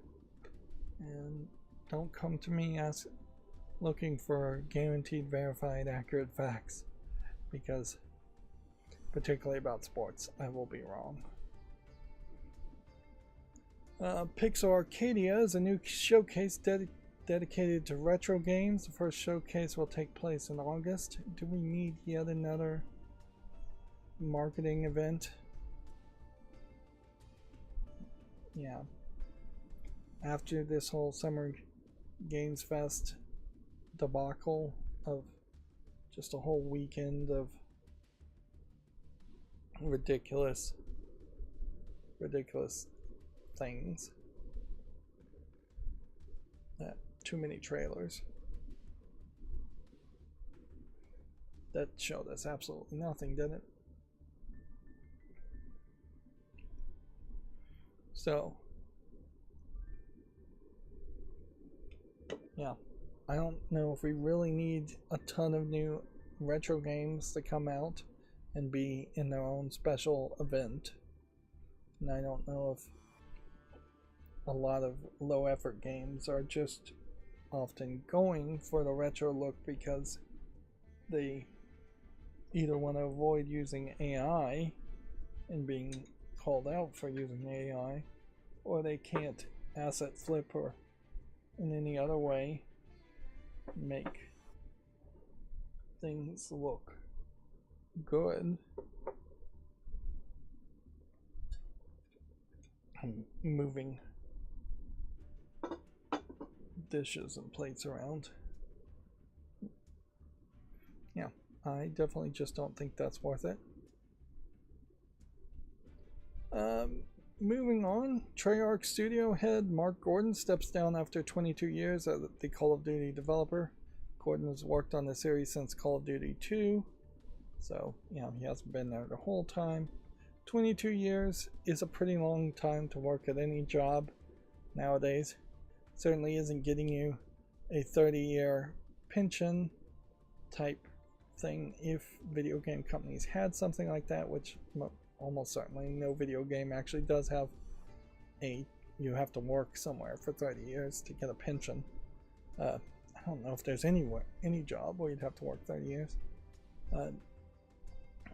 It is ridiculous to even really run the numbers. If you start at 18 and work 22 years somewhere, you are 40 years old, and yeah, you are basically at the halfway point of your life, and you still probably are going to end up working somewhere else until you're 50 or 65 years old, which point you are approaching the average time in which you should be dead.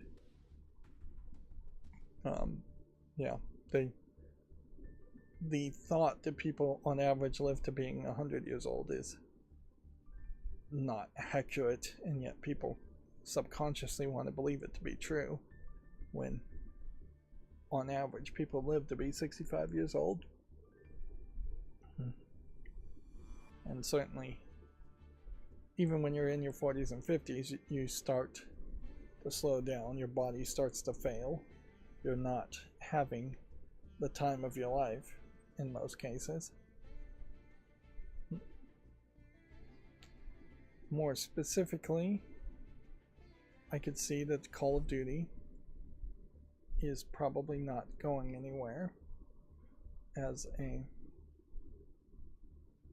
game series, and that these military shooters are probably going to die down, as I don't think there's going to be a ton of people who want to play military shooters in the next generation. I suspect it says to focus on his next chapter. I suspect that means he's going to work for some other company or start his own company. Yeah. And I wouldn't be surprised if he makes a shooter, but it is just not a military shooter game. Because inherently, if you have been working 22 years on Call of Duty, you probably have a more specialized skill set to only make first-person shooter games. It would be very weird if he came out and started working on a puzzle game or something like that. Something completely different. So yeah, almost certainly we'll have an announcement of a new game company headed by that person, and they will use Call of Duty a lot as a way of implying that the game this new company is going to make is going to be like Call of Duty, or like the best things. Despite now being 7 years old, Devil May Cry 5 just had its best year of sales. Resident Evil and Street Fighter games saw also a large year-on-year increase. I would assume what's going on there is there really hasn't been a ton of competition in the past year or two of like AAA games, so maybe the 5th and 6th games of previous years are getting more attention, but also Resident Evil and Capcom and Pragmata have just caught people's attention, so it is believable that they are just going through Capcom's previous catalog. Unfortunately, if somebody is playing Devil May Cry 5 right now, there isn't a lot of hope that even in the next 2 years they're going to announce a Devil May Cry 6 and continue that series. Nor do I really think that they're going to try and remaster the Devil May Cry series, although Capcom may actually run out of Resident Evil games to remaster, so maybe they will just go through the Devil May Cry series and remaster it. If the RE engine can handle that, that would be interesting to see if it could. Then maybe that is the move, is that they'll just shift focus and start remastering Devil May Cry games or Street Fighter games. That could be a plan at the very least. Capcom could even try and remaster some of their other games while making more games like Pragmata that are newer.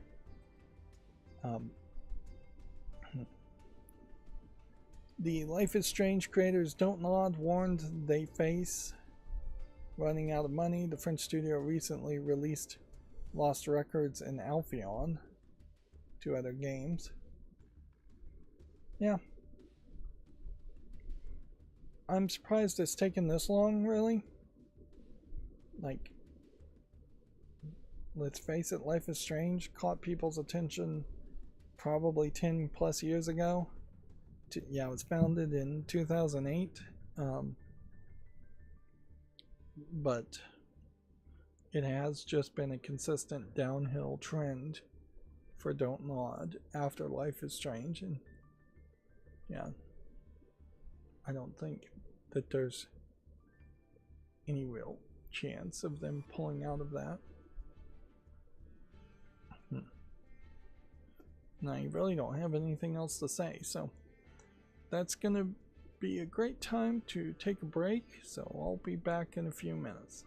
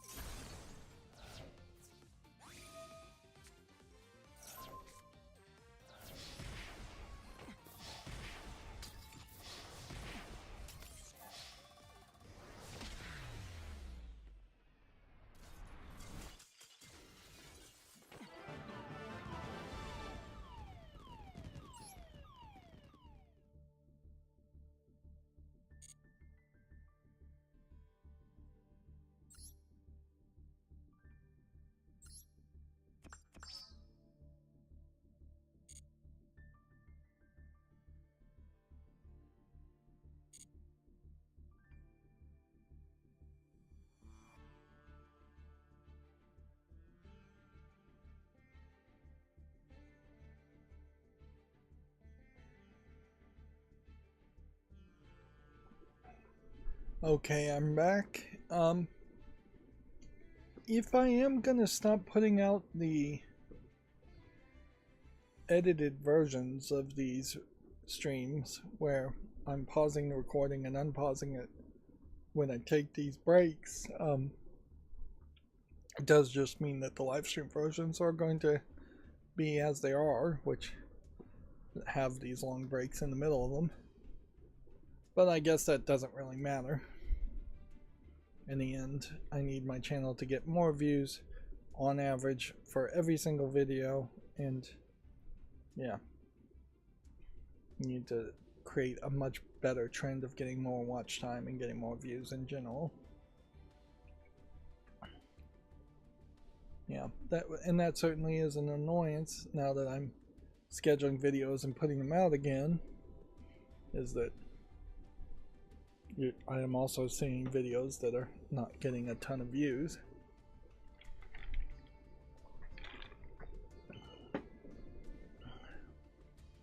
Yeah, it's slightly different when you're not trying and you're getting no views versus trying and not getting no views.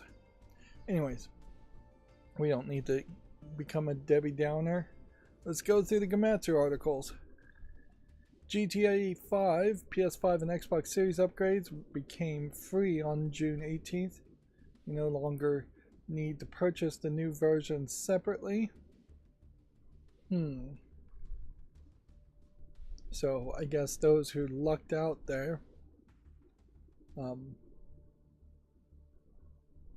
just waited are somewhat happy. Although now would be kind of a terrible time to jump into GTA 5 because you wouldn't really be done with GTA 5, or at least likely you wouldn't be done with GTA 5 by the time GTA 6 comes out. And it seems like that's a weird timing on Rockstar's case too, because you're potentially implying that you know GTA 6 is going to suck. It is also very interesting looking at GTA 5's art here and just seeing the comic book style nature to it compared to the hyper-realistic nature of GTA 6. Let's see, Tomo Endless Blue adds a Switch 2 version. Okay. I imagine we might get a lot of things that were announced during the Summer Games Fest, then somewhat quickly announcing that they are also coming to the Switch 2 as an afterthought. This looks part Minecraft, part Pokemon Creature Collector inspired, and so I wouldn't be surprised if this was not at the Nintendo Direct because of that, and they just kind of tried to silence it. Although, frankly, putting out an announcement for your game a week after the Summer Games Fest is probably better for your individual game by far than being in the Summer Games Fest. Again, at this point a week later, I have God of War Lao Fei in my mind. I have the Ocarina of Time remaster in my mind. And I have Resident Evil 5 in my mind. And then I would have to really sit here in silence for several minutes to be able to name a fourth announcement that came out during that. Even though I would estimate that I saw well over 150 trailers for games. Easily over 150 trailers for games. It just became a chewing ball wad of thoughts that my brain spat out into the trash can. That's an odd analogy, but I think it kind of works. Capcom announces its Gamescom 2026 lineup, including playable Dragon's Dogma 2 Dark Arisen and Mega Man Dual Override. I think Dragon's Dogma 2 in some form was taken down because a new Dragon's Dogma version is coming out, but feels like it was prematurely taken down. Yeah, I don't really see a point of taking down a game days or weeks or months before the replacement exists. You'd want to do it at the exact same time, and every storefront should be able to handle that. Here we have a game called Ninja Masters, which is on the left side of the article about Ninja Masters. This looks like an old school classic fighting game. They definitely churned out those kinds of fighting games all over the place. Ninja Masters: The Scroll of the Ninja Emperor Neo Geo Premium Selection Edition has been announced.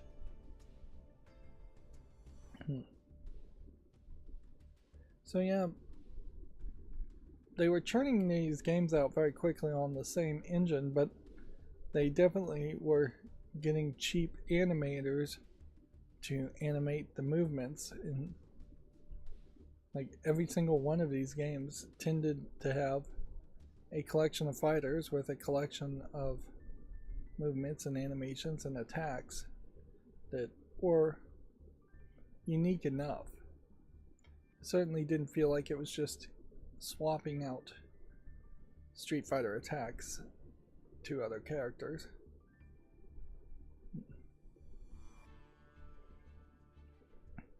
Of course, the Neo Geo fighting games, though, none of them became popular enough, and it almost certainly is due to the fact that they didn't establish a specific brand like Street Fighter.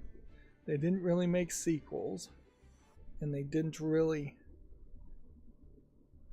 space out their releases in any way. All these characters feel vaguely familiar in the sense that I may have seen them once in my lifetime in the past, possibly, but I couldn't name any of the characters at all. And I have to just assume that my auto open links are just still working in a very weird way, and that tabs are being opened on the left side, which they should not be able to be opened on the left side. There literally is no reason why they should be capable of being opened on the left side. Child tabs should always be on the right side in Firefox, and I don't think there's a setting to even change that. I should look that up. It definitely doesn't make any sense the way it is now. Console Archives: The Legend of Kage launches June 18th. This is a much older Taito game from the looks of it. Flesh Made Fear is coming to the PS5 on June 25th. It's currently available on PC. It looks like it's probably a new game inspired by old Resident Evil games. Tank controls, fixed cameras, pure terror. Yeah. Screenshots doing a fairly poor job of showing what it would look like if it was a Resident Evil type game. It's rated very positively. Is it in early access? No.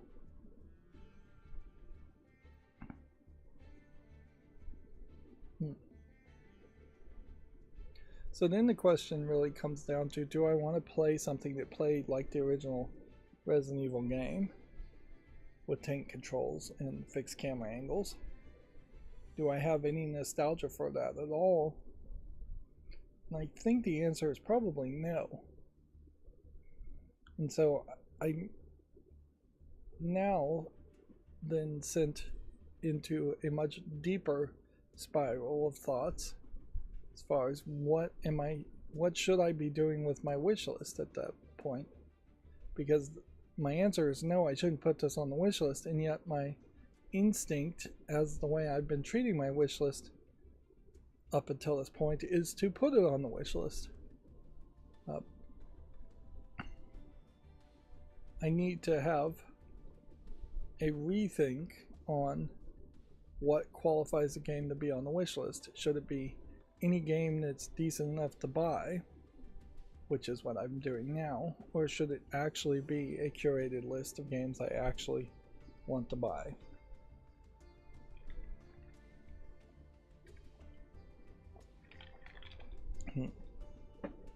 Looking at this trailer, I don't see anything wrong with this game if you are a fan of the original Resident Evil 1 in the way it played.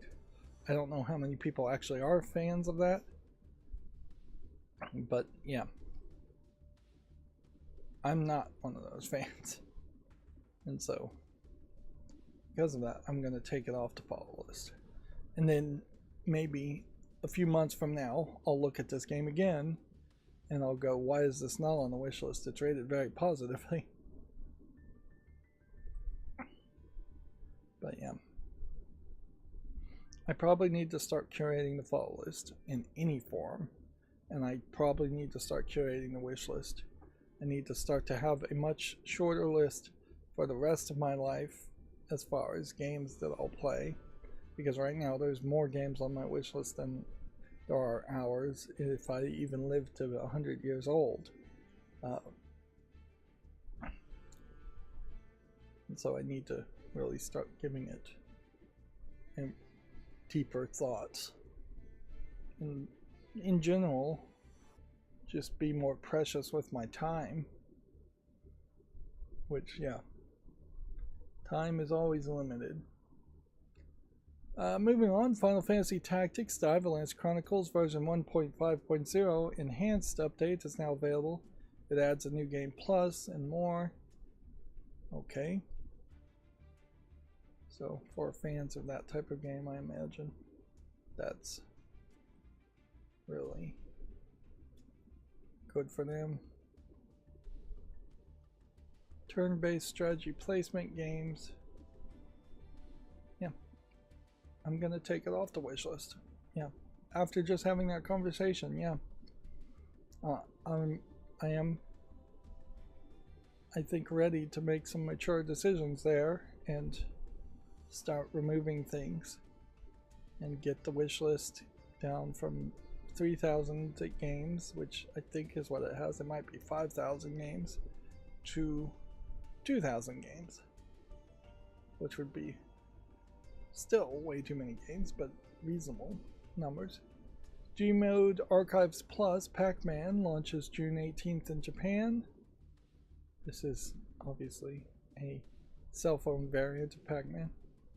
Inherently, I was also putting a lot of things on my wish list, thinking my nieces and nephews were going to play a lot more games, but at this rate, if they are playing games, it's on Nintendo Switches, and they definitely aren't playing anywhere as many games as they probably want to be playing. There's a lot more homework and a lot more extracurricular activities these days than what I had when I was a kid. And frankly, games are longer too. Yeah. One of the parents of one of my nieces and nephews complains about their kid getting through games fast and just burning through them very quickly. And yeah, old games were fairly short. You would beat them on a Saturday or on a weekend if you just played for that full weekend. And unless you're playing super long JRPG type games, even most games these days are fairly short. If you're just going to play through them once on easy, 30 to 60 hours, which is longer than one weekend, but can easily be done if you're moving at a good pace in a week. Let's see. EverQuest Legends launches July 28th, which the only character that I even slightly recognize from EverQuest is the scantily clad elf lady. The rest of the characters don't matter. I played EverQuest in some form briefly, and it seemed like a precursor to like World of Warcraft. to me, and it was fine, but not really what I was looking for. Yeah. Looking at this trailer, this definitely seems like this is a new port, maybe a slight remaster of the original EverQuest. And you can just see in the trailer how low polygon and how empty the world really is. If you told me that EverQuest was one of the first, if not the first, real-time action MMORPG experiences, I would believe you. I don't know if that's really true or not. Whereas certainly there would have been a ton of turn-based dungeon crawler type MMORPGs. Suffice it to say, the thumbnail art there, very much different from what the actual game looks like. Let's see, Sister Other Paranoia is going to be published by Serenity Forge, which you have a moe anime little girl, and then you have a faceless brother covered in blood, and it looks like there's a dead body here too. So it's a dark visual novel, which I don't think we really need to watch the trailer for a dark visual novel. Again, it seems like it's okay to be on Steam, but I think there probably is going to be a real curation of visual novels from my fall list and wish list too. There's just not enough motivation that I would want to read most visual novels, and there's too much YouTube danger of getting your channel stricken reading visual novels for copyright reasons and for content reasons. So once again, the visual novel genre of video games is just this isolated section of gaming that people who play visual novels know about and play, and then they tend not to play any other kinds of video games, and visual novels themselves tend to get very little coverage, and so it is this niche audience that is fairly underground due to outside voices more than inside voices. You might have visual novel type games like Persona 4 Revival break out and get played, but then there's also JRPG elements, massive amounts of JRPG elements in Persona 4 too, so it's not a pure visual novel. It's not even described as a visual novel, even though it has some elements like that. Yeah, and in contrast, I probably would be okay with playing this game if I really wanted to put the time into it. I also have a game called Leafy Corner with a demo out now. It does seem like we're getting a lot of plant-focused games. Plant Shop Simulator makes a decent amount of sense compared to like Botany Manor as a puzzle game around plants, which made not as much sense. Remember, in the last stream I changed the delay to which these tabs were opening, and in the hopes that they would open on the right side, and it doesn't seem like that helped. So yeah, Leafy Corner launches July 30th, Cozy Management Shop. Far too many things are just getting that label cozy to the point where it's already lost any meaning it might have had. And honestly, I don't think it had that much meaning in the first place, because cozy is very much more of an opinion than something that you can solidly define. Outward 2 early access has been delayed to 2027, no longer coming out July 7th. Here we can see Planet Crafter is on my wish list. I might play a game like that, but I'm kind of leaning to no. I don't want to be too grumpy and go through the wish list and just eliminate things like crazy, but yeah. I am feeling a motivation here that after today's stream, I might just go through my wish list and do a wish list cleanup. Do I want to live stream it? Probably no. Do I want to record it? Probably no. Is there any way in which I can automate the wish list cleanup in any way? Probably no. Like, because it really needs a human touch at the whole time. It needs my personal opinions the whole time.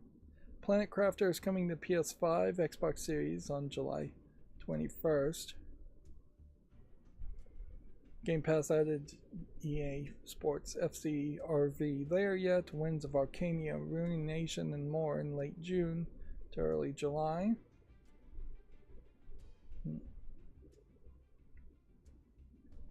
Yeah. Then that brings us to Gaming on Linux articles.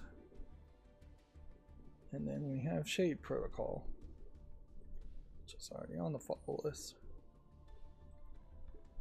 Music, code, and combat collide in this fab-looking Metroidvania called Shade Protocol. Okay. And then we have a DJ special. We talked about this insect shoot 'em up game. 1992 Amiga classic Apida returns in 2026 as Apida's special, which Apida I assume is some scientific term for bee. Yeah. Wine Wayland gains fractional scaling support. This was a big one I heard them talking about. So the Wine Windows compatibility layer is expanding its Wayland support some more with fractional scaling support being a new feature that Wayland just added. What that effectively means is things are going to look better if you have a window that is scaled at a fraction instead of smoothly. Smooth scaling would be the window could be 2x the size of it. So instead of 1 pixel, it would be a 2x2 grid of pixels being the equivalent of 1. Fractional scaling takes more math because if it is 1.5 times bigger, you're then having to mix a 3x3 grid of pixels up to a potential 4x4 grid, I think. Yeah. Of pixels, and then you're having to recalculate what the color of each of those pixels should be using the color of the original pixels around it. So it takes a lot more math and a lot more focus. Another thing that Wine also improved upon is that the accessibility tool, the magnifier, now has a upscaling feature in it, so that if you're upscaling with the magnifier an image, it isn't just going to be a blurry image, which realistically it should be a blurry image. You should be able to see each individual pixel with a magnifier, but that's probably not what people want with the magnifier. What people want is to be able to better see the screen. And yeah, I imagine you will overwhelm any kind of smoothing that's going on with the magnifier. If you zoom in enough, you will still see individual pixels as squares. But yeah, another thing with Wayland is window size and scale and location session support, which means that applications have to update themselves to support it, but they almost certainly will very quickly because this has been in demand for a long time.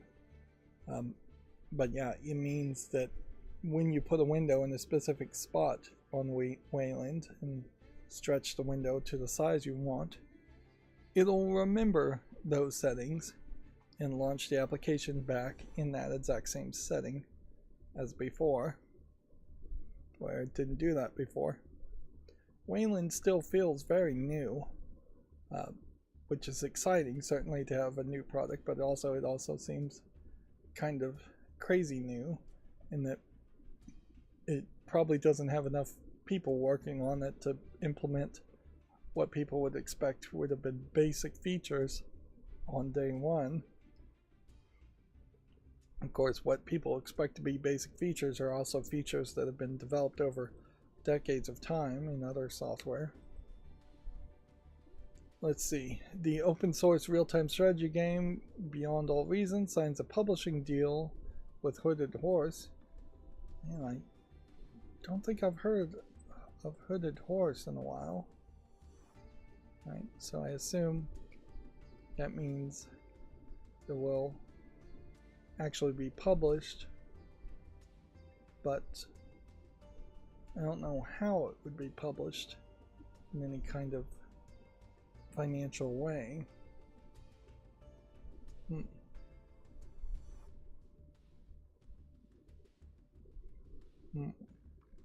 I guess the general idea is that there might be some kind of closed source variant of it made for consoles, or a closed source variant that just has some kind of like monetization in it in one way or the other. Whether you are paying for it to support the developers in general as just a first purchase price, or there's microtransactions or something. We really don't have a lot of examples of companies even trying to publish open source software as just the thing.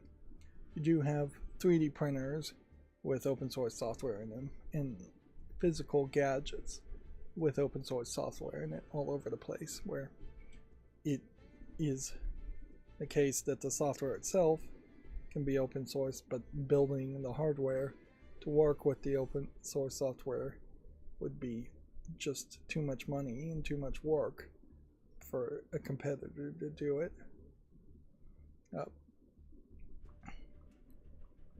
So it'll be interesting to see where that goes. Zenless Zone Zero has arrived on Steam and works on Linux/SteamOS.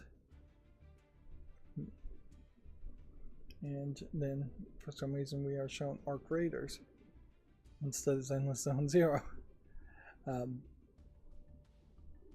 Which, I don't know why that would have happened. Arc Raiders is mixed in the last 30 days. We might as well point that out while it's overwhelmingly positive. But yeah, I just kind of assume that the first article here, yeah, I don't know, Zenless Zone Zero must have opened up another tab somewhere else. And the reason why we're seeing Arc Raiders is broken for some on Linux SteamOS players, but the fix is on their way. And so that is why we're looking at Arc Raiders. Alright, and see, when I just reopened that closed tab, Zenless Zone Zero did open on the right, which just further confuses me as to why all these tabs are opening on the left. We can see Zenless Zone Zero is very positive. Yeah, this might be a mobile game too, and so there is a small chance that mobile games might get a little bit better, but I don't know how much better, because this is just almost certainly a gacha type free to start game with microtransactions. Let's see if we can get any kind of general idea of what the actual gameplay looks like. Yeah, it seems like gacha games to me.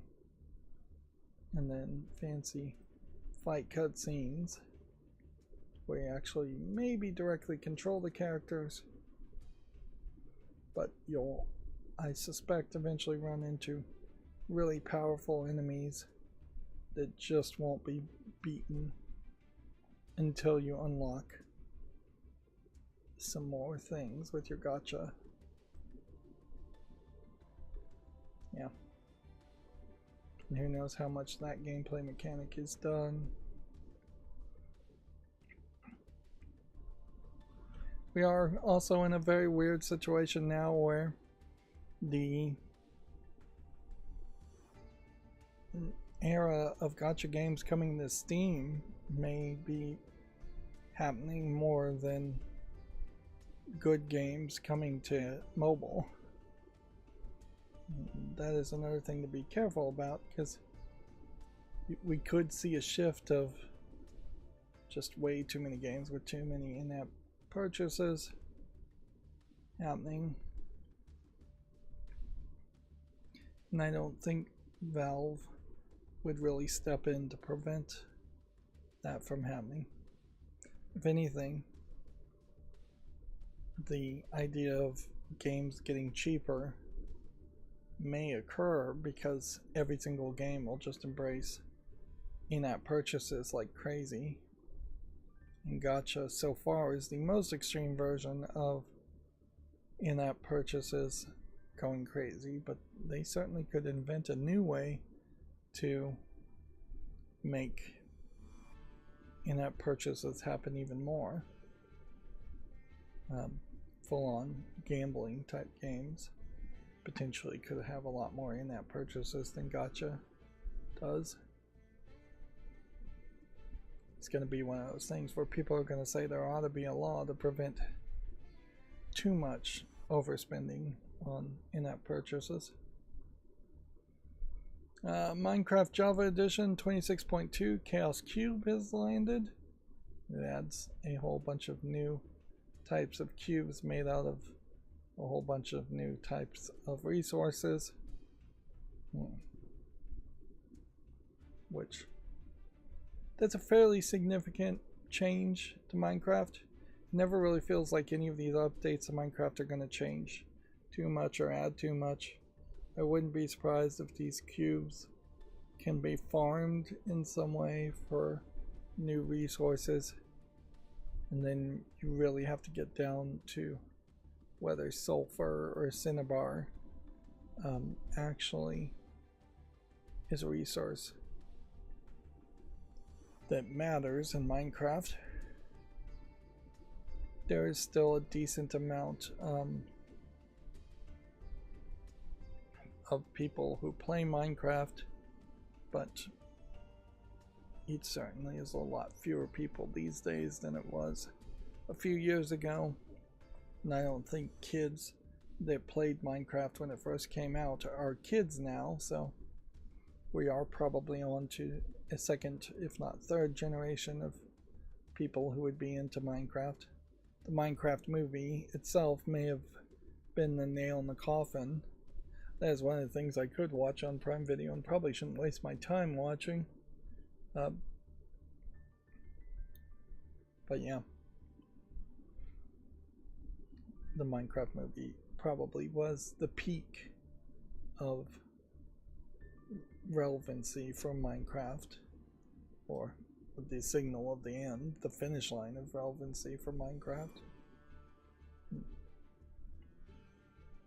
And it would be fairly crazy if we started to see Xbox, who owns Mojang, start to lay off people at Mojang in Minecraft. That would be pretty crazy, but everything feels like it's on the table. By the way, as you can tell by the ads, I still haven't worked on setting up my new router. I'm kind of putting it off until the weekend. but also I'm just being lazy about it, and who knows, a month or two from now I still may not be done with it. The European Commission has rejected new laws from the Stop Destroying Video Games. They've released their full position now on Stop Destroying Video Games initiative. It felt like they had already been bribed by lobbyists. But here's the exact statement. Let's get it as an actual quote. The statement is the European Commission, which would be, I assume, the European Union, but maybe this is some subdivision of the European Union that could be overridden by something else, and I just don't understand how the European Union actually works. But they mentioned that they, quote, cannot propose a legal obligation to keep video games playable after they stop being provided commercially, end quote. Why can you not propose a legal obligation? Like, you're a commission that makes proposals to people who make laws. Any law could be made. Chocolate could be made illegal tomorrow if people wanted it. If there was perhaps some kind of constitutional reason why you can't propose a certain law, then they should mention that part of the European Commission's constitution. But then almost certainly every constitution has a procedure for amendments to change the law. Yeah. Certainly in the old days, there would have been cases where constitutions were just infallible and could not be changed. And you know what happened to those old days and those old kinds of governance? They failed. There was revolution. Because when you make your rule set rigid, then the people will object in a revolutionary way instead of people objecting in a political way, in a legal way, which basically that is a big reason why constitutions exist in the first place, is that it gives a inside the system way for people to try to make change instead of forcing everybody to become revolutionaries and change things from the outside way. In a lot of ways it is also facades, because it is almost is way too difficult to affect change inside a system, because systems inherently become rigid and want to maintain the status quo.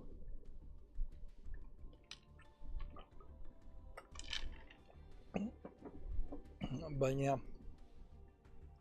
basically, like I said, it's BS. They say thanks to why question mark? They say thanks to, quote, existing intellectual property rights, end quote, as right holders may enjoy exclusive rights over their creations, end quote, and that in addition to copyright and other intellectual property rights may also be relevant, as they may protect different visual technology and technological aspects of video games, end quote. It maybe isn't so surprising that the European Commission has this stance. They have been certainly pushing for the idea of rights holders having exclusive rights and control over what's done with their creations.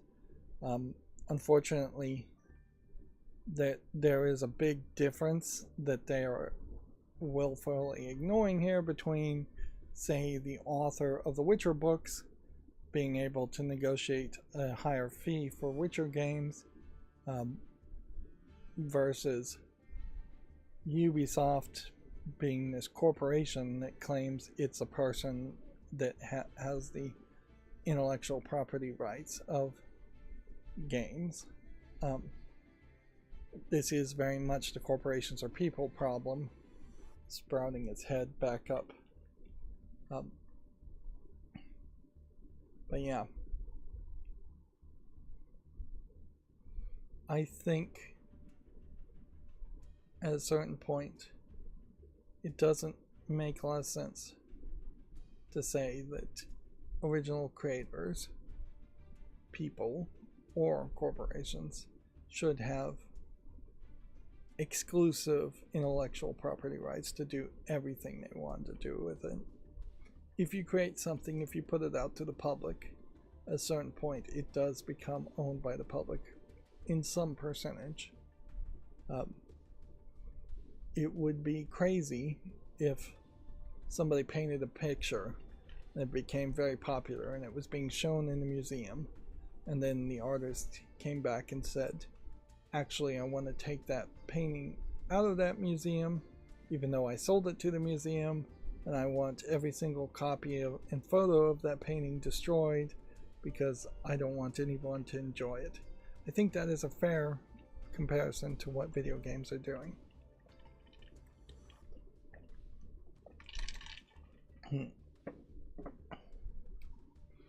Inherently, property rights being applied so broadly is disenfranchising 7 billion people to give one person the ability to do whatever they want. And when you weigh it on that scale, it's just ridiculous. But yeah. I don't think there's anything more to say to it. I think it was pretty well known the European Commission wasn't going to really debate that. And who knows, next election that comes around, there might be completely different people at the European Commission that will bring it back up. Inherently, the Stop Killing Games movement was probably most effective in getting people to come out publicly and come out strongly with their opinions and form those opinions and take with them those opinions to the future. And the Stop Killing Games movement is going to almost certainly have to evolve from writing petitions to just organizing boycotts.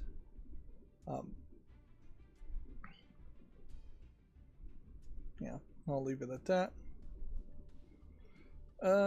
Hellraiser Revival is set for launch on October 8th. I think some people have already even got it in their hands and played it, some of the reviewers. I think they're having a good time. Inherently, we still have the problem in that unless there is a special streamer switch that blurs everything, and even then I question whether it's safe to stream Hellraiser Revival. There's no way to make long plays around Hellraiser Revival. If anything, I'm very possibly just going to make an exception and buy the game and play it myself. Probably wait till it goes on sale. But then I don't know how to do a review on it. Like, I don't know how to even talk about it on a streaming service.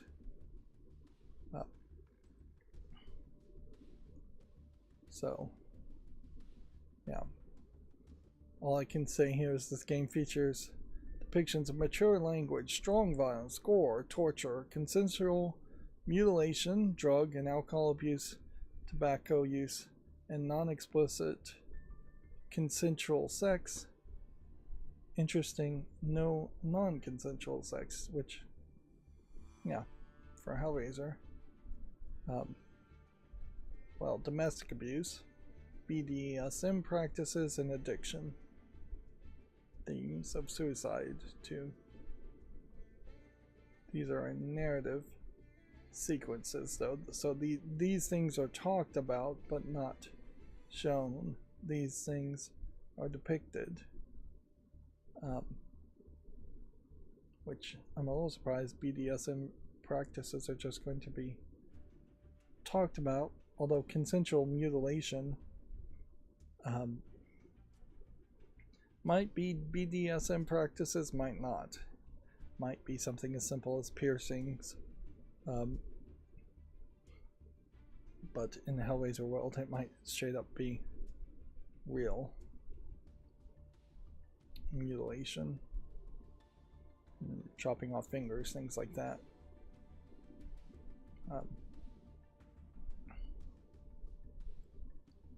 It's funny there's a demons tag.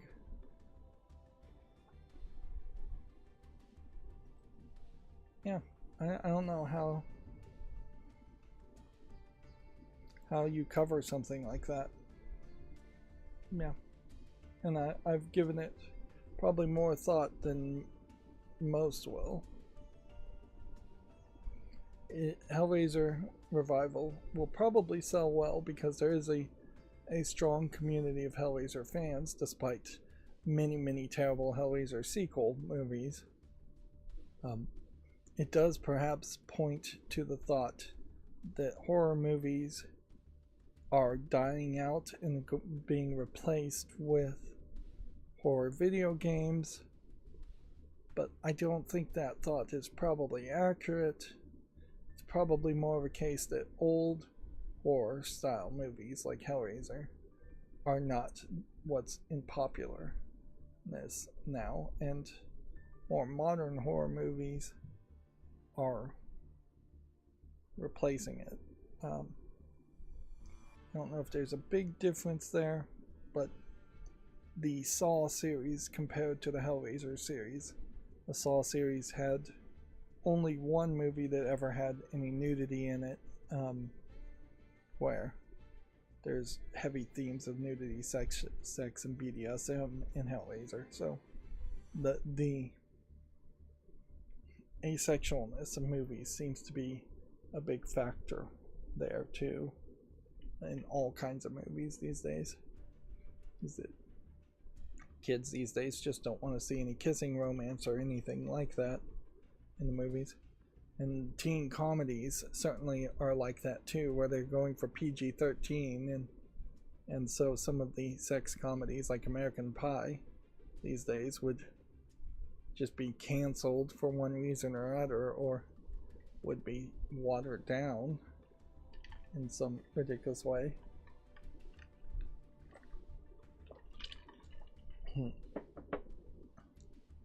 Anyways, that's about as much as I can even say about Hellraiser Revival, so let's move on.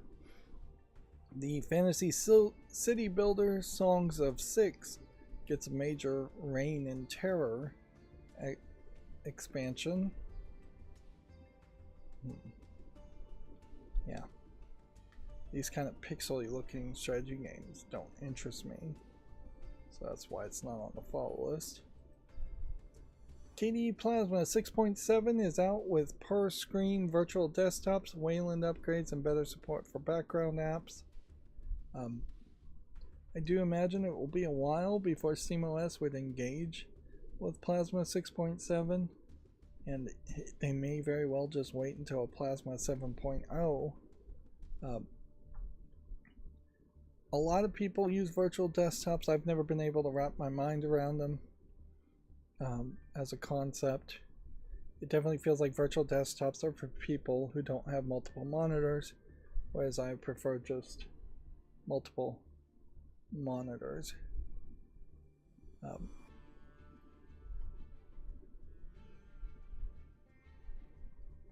Let's see, they're also adding a light dark mode toggle, a Vietnamese lunar calendar, new support for a newer background app system for the system tray, further enhancements to printing support, lots of UI upgrades like drag and drop favorites into the application launcher. The Discover software store also has some tweaks to the layout to work better. High dynamic resolution improvements, or high dynamic range improvements, I guess is what that stands for. General performance improvements, and support for many more Wayland protocols and portals. It definitely feels like a fairly big upgrade for what is the part that you might think is the operating system. It's the front-facing part of the operating system, the desktop environment, which includes the start button and the system tray and how Windows really work. The Steam Next Fest June 2026, which feels like they're doing a Next Fest every single month at this point, is live with thousands of demos. The Prime Day sale is also coming, and one of the things that they're doing there is $5 coupons for Little Caesar pizzas, which even if you get free delivery on that, I thought about that, and like, the quality of a Little Caesar pizza doesn't really excite me much more than just frozen pizzas from my own refrigerator, and the frozen pizzas from my own refrigerator still cost somewhere between $3 and $4, so it'd actually be losing me at least $1 per pizza to get it, and that's before any kind of delivery fee and tip, so you might be losing it quite a lot. Now, I guess if you like Little Caesar pizzas, it's probably a decent deal, but that's only if you really like them.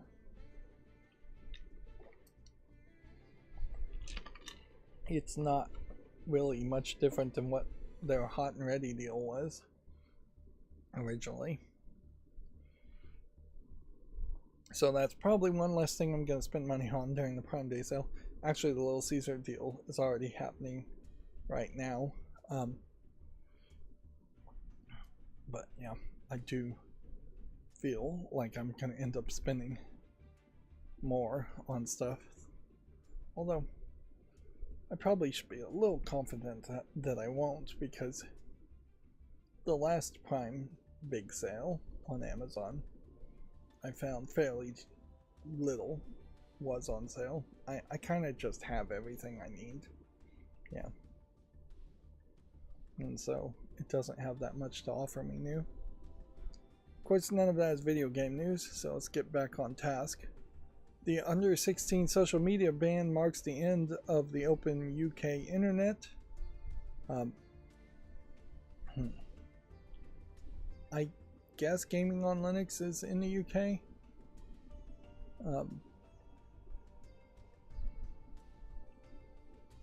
Certainly, there was a time in which people wanted non-US websites to be a bigger thing, but it seems like they've decided to implement age verification censorship above promoting UK or EU or just non-US sites.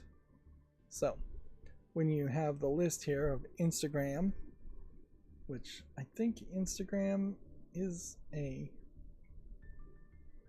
US company, YouTube is definitely a US company, TikTok I think is a Chinese company, Snapchat I think is a US company, Facebook is a US company, X formerly Twitter is a US company, WhatsApp I think might be a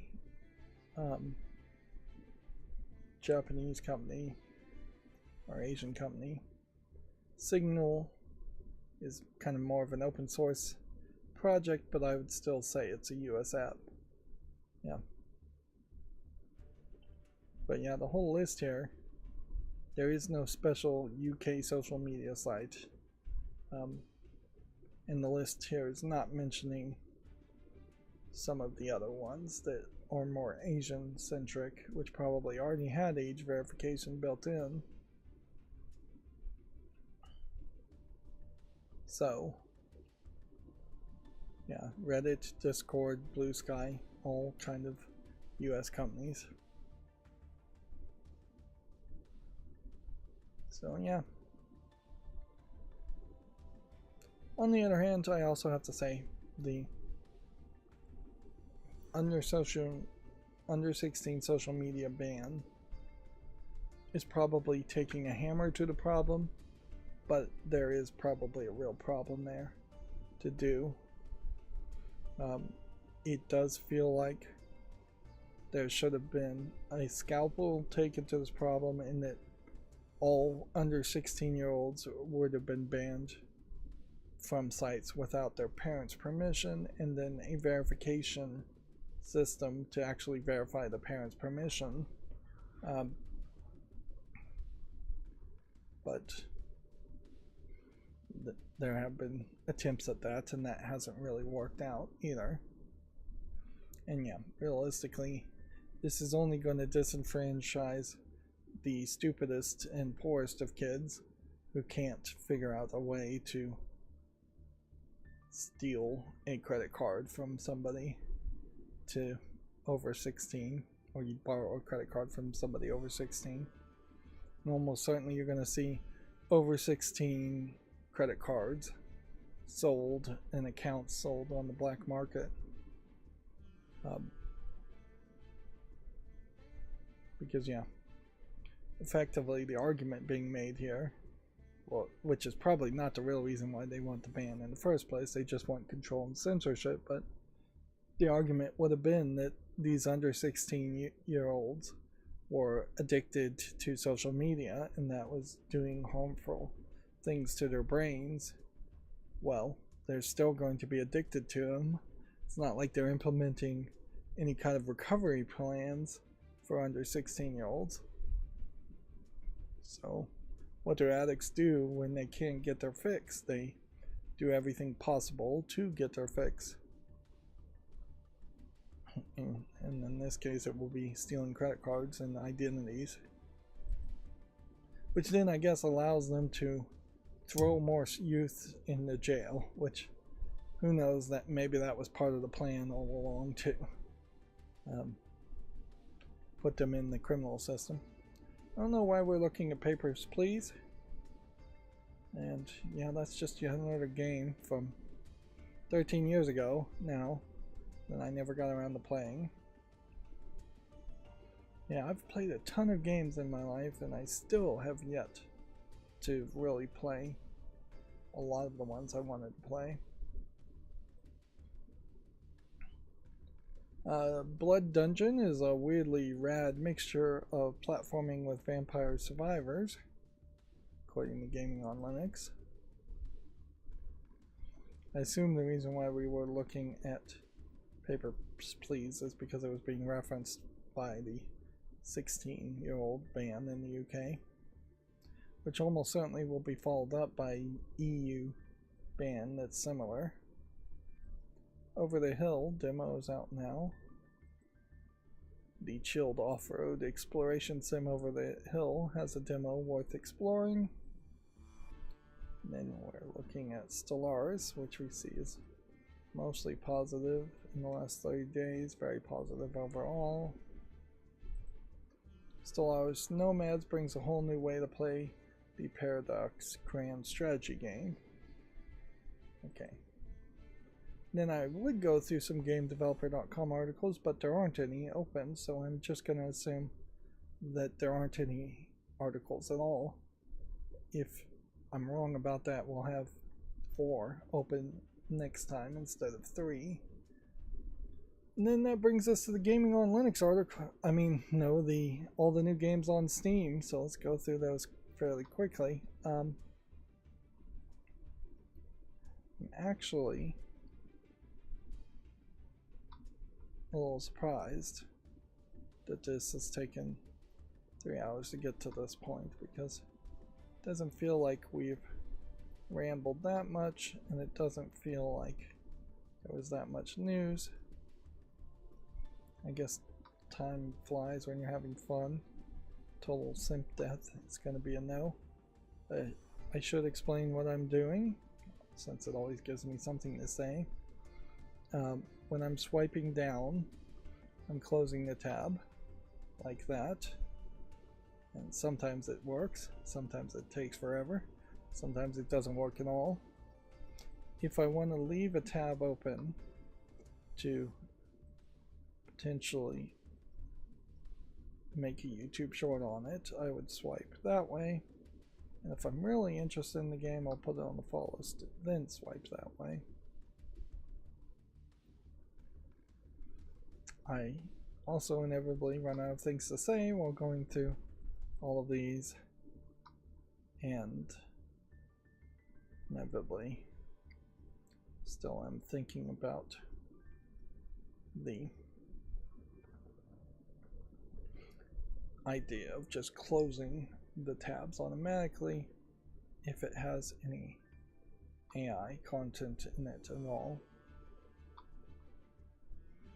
Yeah, that kind of rules-based censorship of what we're looking at slash curation.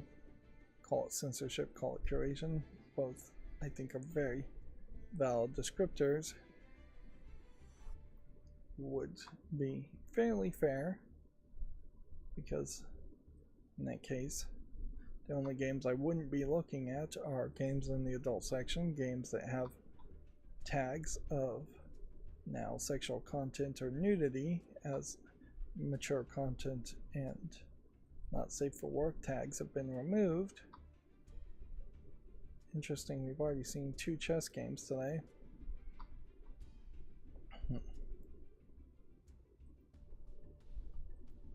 Yeah. This visual novel. Still think we should probably highlight and make YouTube shorts if I ever get back to making YouTube shorts on visual novels. That's the bare minimum we can do for them. If it looks like a good visual novel. Although it's fairly hard to know if a visual novel is good or not. Again, maybe a rules-based, as long as it's not using AI rule, might work fairly well. Incremental rage bait.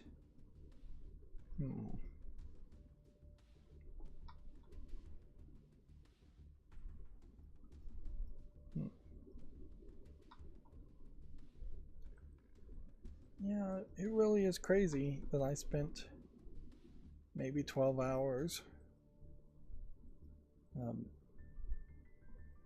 playing 2 mobile games. Sorry, mixed reviewed, so I'm gonna not put it on the follow list. That were total fake ads, lies. It definitely has a system to make it impossible to know in the first 5 minutes if it was a lie. And I do think if you did know that the fake ads were lies within the first 5 minutes, you would quit. But it gets you on the hook, just like a good scammer. But yeah, a lot of what they're doing is stuff that a confidence man would do in the real world. Is get you on the hook, start telling you a story, get people involved, so then there's a sunk cost fallacy feel to it. And even non-scam games definitely implement some of that, where you want to get people hooked into the game and enjoying the gameplay loop. That's not a bad thing, but it is a bad thing when you've designed your game to try and extract as much money as possible from people.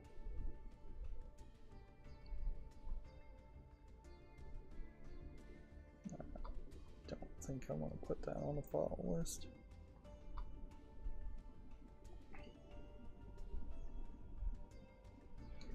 From what I can tell, the Hellraiser Revival game, even it is not going to actually have you torturing people consistently as a gameplay loop or doing any kind of extreme BDSM. And I suppose it is worth mentioning BDSM broken down as bondage, dominance, sadism, and masochism. So bondage by far is what you see in BDSM, which is just people being in tight leather cat suits and things like that, handcuffs, tying up with ribbons, and soft bondage certainly exists, but it's often not really depicted that way.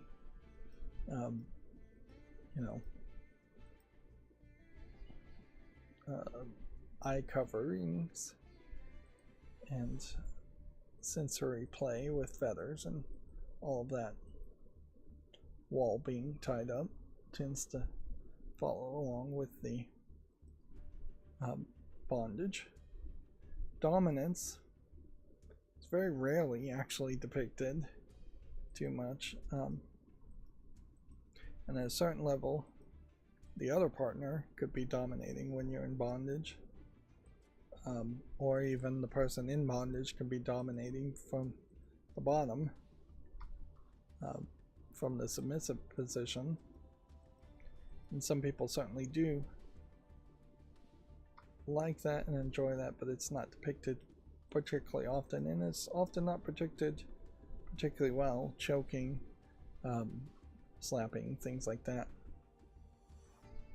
are more in the sadism category of actually wanting to hurt someone or cause at least extreme sensation on someone. And so there is a thin line between dominance and just giving orders and things like that, and sadism, actually hurting people, and masochism being on the other side of the coin there, where people want to be hurt. And that often is hard to depict too, is that they just enjoy being slapped, being choked, being hurt in different ways. Of course, when done right, none of it is actually traumatic and tends not to break the skin and leave scars and break bones or anything like that, and there should be proper aftercare. A lot of people like to be hurt to the point where they start crying and then held while they cry, just as a way of being brought to a point to express extreme emotions and get the chemical mental rush that comes with crying. And very often you'll see in BDSM depictions there is no aftercare, and frankly it is just abuse that is being often put on the female or put on a partner, with it never stopping. Like, too, it's just 24/7 you're being abused, and they're calling it BDSM, and the victim is not given the ability to say no. No is no should still definitely be a thing in BDSM. Which is a long explanation to really just say, in Hellraiser there is probably not going to be a lot of proper BDSM, and it is just straight up abuse that will be depicted and going on, because obviously the Cenobites are not supposed to be good people, and they're not supposed to be following the rules of society, of the real world. And sure, a narrative movie showing abuse is perfectly fine, but it is just important to recognize the right way to do it. There probably should be more adult books out there, but there kind of aren't. And certainly porn sites take things to pretty far extremes with huge budgets.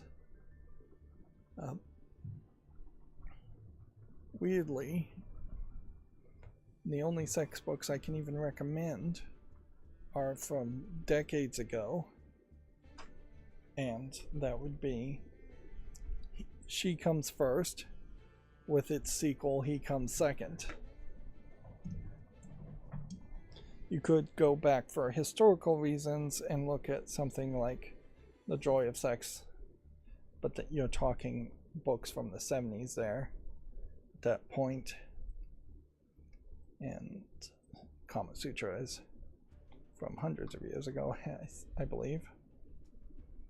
But yeah, none of those specifically touch on bondage and BDSM. So as a term, it's kind of useless, because the actual understanding of what it means and what it should, how it should be done correctly is pretty bad.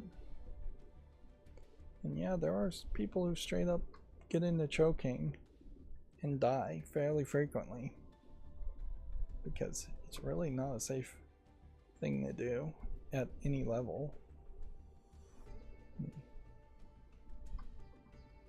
Yeah.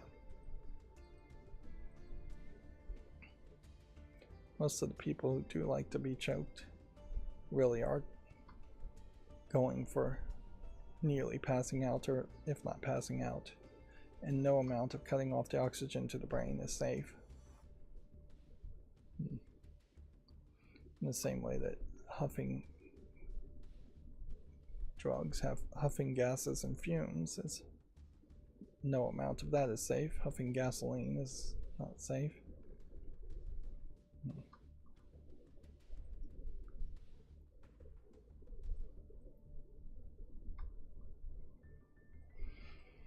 Yeah, and you can probably tell how boring it is looking at these games. I'm not really seeing anything amazingly interesting here today.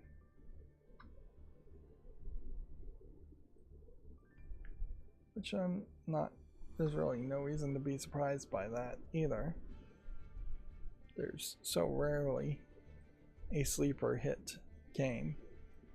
It practically just never happens that something gets put on Steam and they didn't put out some kind of press release that one of my news sources would have covered.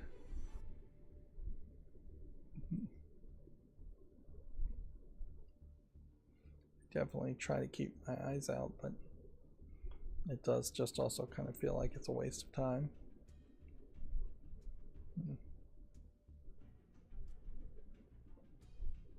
Laser light puzzle game.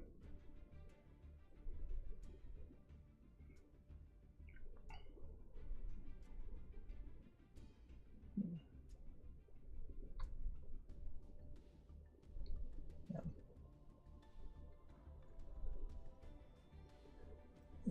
Going from one weird conversation ramble to another, I talked about in the last stream how there's so few games where a character is pregnant. And I think I thought of a couple more, but then I think I kind of forgot them too. Like, inherently, a video game with a character that was pregnant would almost certainly be visibly pregnant. But yeah, the only non-adult game on Steam I can think of at the moment is Stasis, where you're visibly pregnant. But yeah, there's almost certainly gotta be more, but not really that many more. Alright, let's quickly go through the follow-us cleanup. I don't really want to do any of that. I definitely define my day-to-day decision making with a lot of I don't want to do that, I don't want to do that, I don't want to do that. There's a lot less of I do want to do this, I do want to do that. There's some of that, but not a lot of it. Oh yeah, and this has now been 2 streams. There's a Kickstarter for a remaster or remake of Under the Killing Moon, which was a full motion video shooter game. It might be called Johnny Quest Under the Killing Moon, but no, I don't think it is. I think Johnny Quest is a cartoon that has nothing to do with Under the Killing Moon. But yeah, there was a brief time where full motion video shooters were a big deal, and there might be a movie called Under the Killing Moon too, so I'm just going to search it and see what comes up. I think there was another one called The Dame Was Loaded.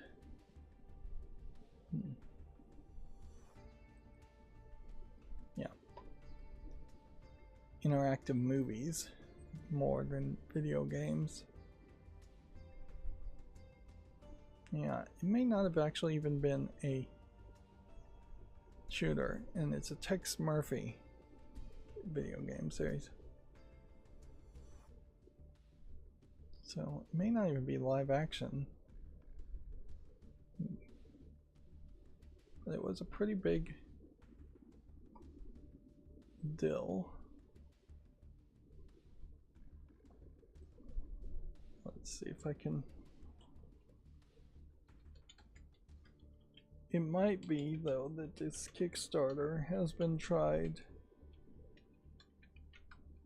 before. Not really spelling things.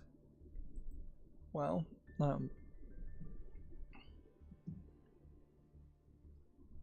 calling it Killing Moon Ryzen.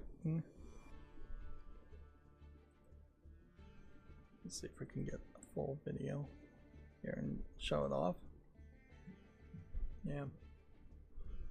Clearly, a lot of this is going to be CGI with a rotoscoped live action character.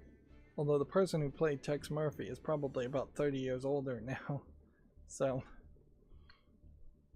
they probably need to bring in a new actor, or they're going to just end up reusing the same footage from the original game. Definitely has that kind of Blade Runner feel to it, and looks kind of like a modern game, although you just don't get a lot of that. Sorry, my opening a link to Steam kicked in really late there. Yeah, I must be thinking of a completely different game. I don't think I've even ever played this game before. I do think I own them, so there's a decent argument to going through them and playing the old versions before this Kickstarter happens. But yeah, look at just how incredibly old these people are now. You've got really first and second generation game developers coming back, maybe to make more money, maybe because they realize that there is a lot of room for improvement. So yeah, the original versus just something newer. Are we going to see more projects like this getting funded because it's too expensive to make brand new AAA games? I doubt it. If that was the case, this would be funded instead of a Kickstarter thing, although we often do see Kickstarter games that have the Kickstarter pulled once they prove popular enough, and then somebody comes in, funds it, Tencent or some other company. I think Fig now as a video game company is completely failed. And these are point and click adventure games. Yeah, I don't think Fig even really exists anymore. If it does, it might as well not exist.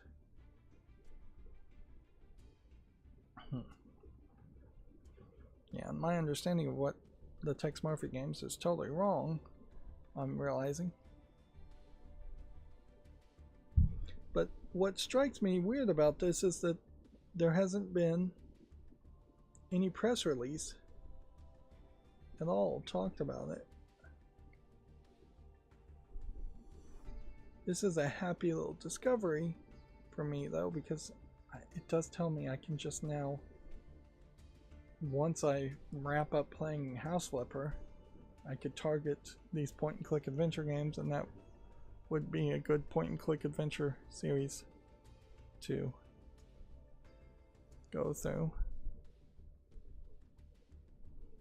And point and click adventure games were popular for a fairly long amount of time.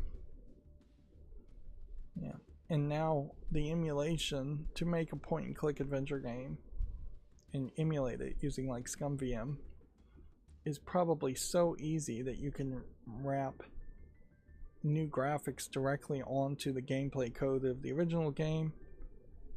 But I mean, do you even really need to do that? Because you could probably just program the whole game from scratch pretty easily too. It definitely is the case that they're probably using some kind of remastering AI type technology here, and it doesn't certainly help their pitch that they're just sitting in a green screen room, and it's very possible they're not even, the two on the left aren't even in the same room.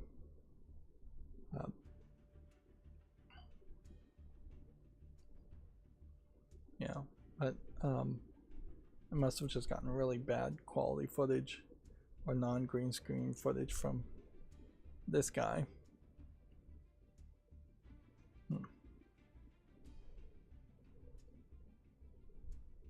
But yeah, this probably won't be a huge deal, but it's kind of a big deal to me and to historical fans, certainly. Let's see, they had a very small $50,000 goal. $265,000 have already been pledged to it. There are 14 days to go. Yeah. I imagine they aren't going with anything too crazy as far as the idea of adding more content or anything like that. They're using Unreal Engine 5, which is kind of crazy. If anything, this feels like the step where Mist turned into real Mist, and it's kind of crazy. It's like 20 years later that you have point and click adventures taking that step forward. I wouldn't be surprised if a lot of this was shot on film or a beta digital film, and so the original live action footage very well might look pretty good, but obviously they're probably asset flipping a lot to change like the backgrounds and make it look different, and more colorful, less dark. Yeah. So 50K Core 4 game, 150K brand new puzzles, and a full-time developer. So probably at 50K they had already done the basics of porting it over to Unreal Engine. 300K Moonchild expansion and a small team production. So yeah, they are definitely saying that if enough people support it, they will add new content even at 150K. Which in a lot of ways this is a case where this is probably them trying to get back into making video games, coming out of retirement probably. 300K gets a small production team, 500K gets a PlayStation and Xbox port, which probably means you're handing over the porting jobs to somebody else from Unreal Engine. That's a little bit easier. And then another 100K on top of 500K gets you a Android mobile and tablet port.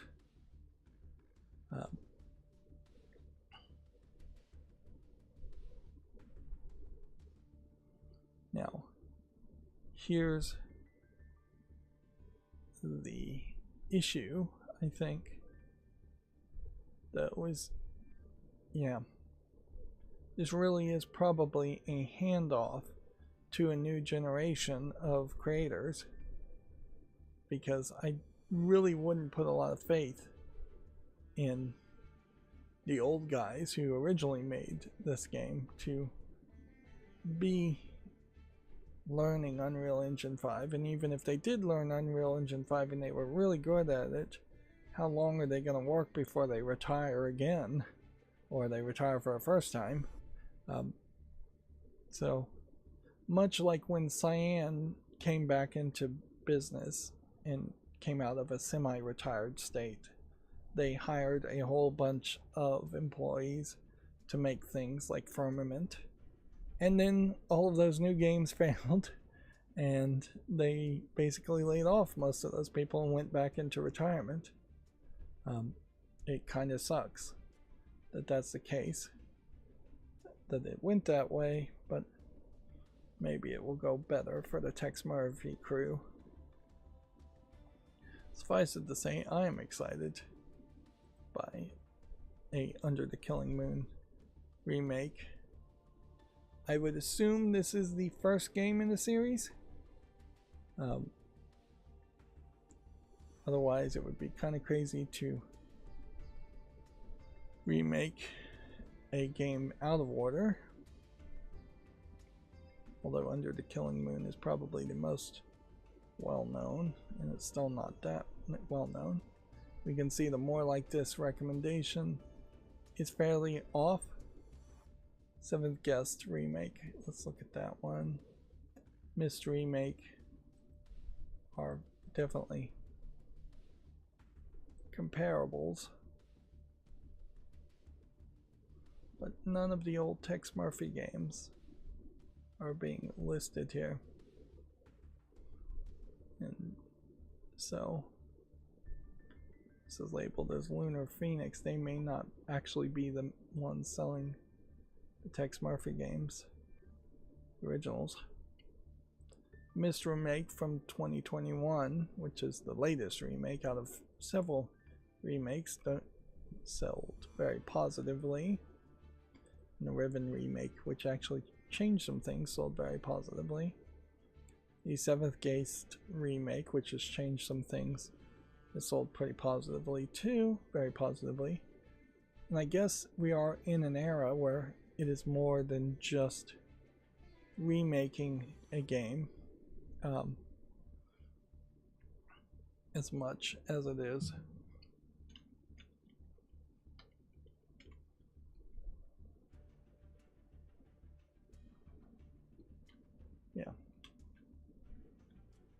just type in Tex Murphy and hit enter, then it just automatically fills the in Tex Murphy Overseer is mixed reviewed. Alright. Tesla Effect to Tex Murphy Adventure was from 2014. Was when it was listed on Steam. The original Under the Killing Moon, that one, and that one. While we're here, I'm gonna just type in the word pregnant.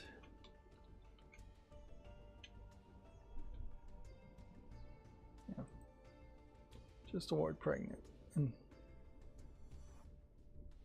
see what actually comes out of this list. Well, there's a game called Pregnant that's mixed reviewed. There's I'm Pregnant at 16. Then Outlast 2 must have pregnancy in it. 1998, The Tollkeeper's Story Nightbook. Supernatural.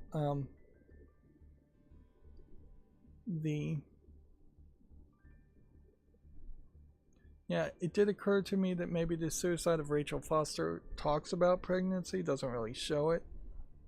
And then another horror one definitely has a body that's pregnant.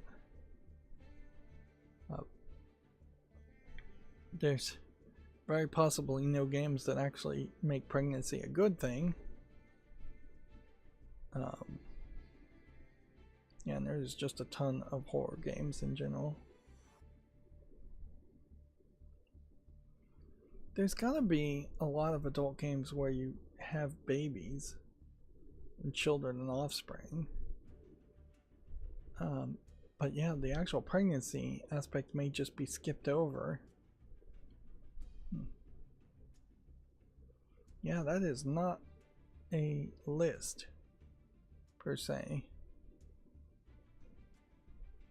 There's not much of a list, and remember, this list is eliminating 3 titles.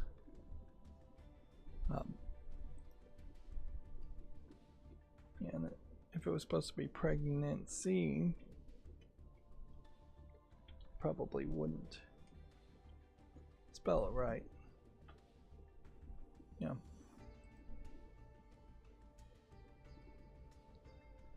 Yeah, pregnancy gets you, I think, slightly closer.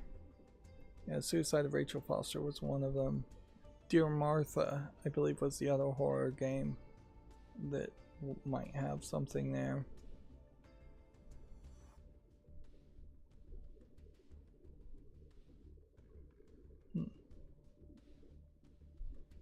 Yeah. So either people really just hate pregnancy in games. One title's been excluded as an adult game. Or there's just a lot of censorship going there. Or maybe there's just a market there. Alright, so this is 2033 is Mean Streets. Overseer. I own this one. It's mixed reviewed, so I'm gonna just kind of probably power through that one. I own this one and it's mostly positive. Not a lot of reviews, and see, that's kind of the problem for games that were released originally in 1989. You're just not gonna get a lot of people to buy a game that looks that old. Yeah. Tesla Effect is a newer game, so I wouldn't be surprised if they had already learned a lot from this as far as using Unreal Engine. And this is Big Finish Games. This is Night Dive Studio and Atari. Yeah. So it may very well be that the licensing changed hands. And I own that one, and it's very positive too. Still not 100% sure the order here. I'm going to have to look that up. But even in this, you can see that they didn't really want to name it, or couldn't name it, a Tex Murphy adventure or a Tex Murphy game, with Tex Murphy being at the beginning. And yeah.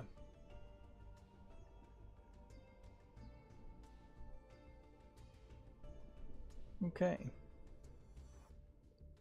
Even the year seems to imply this isn't the first game in the series. I would assume that it is. Yeah.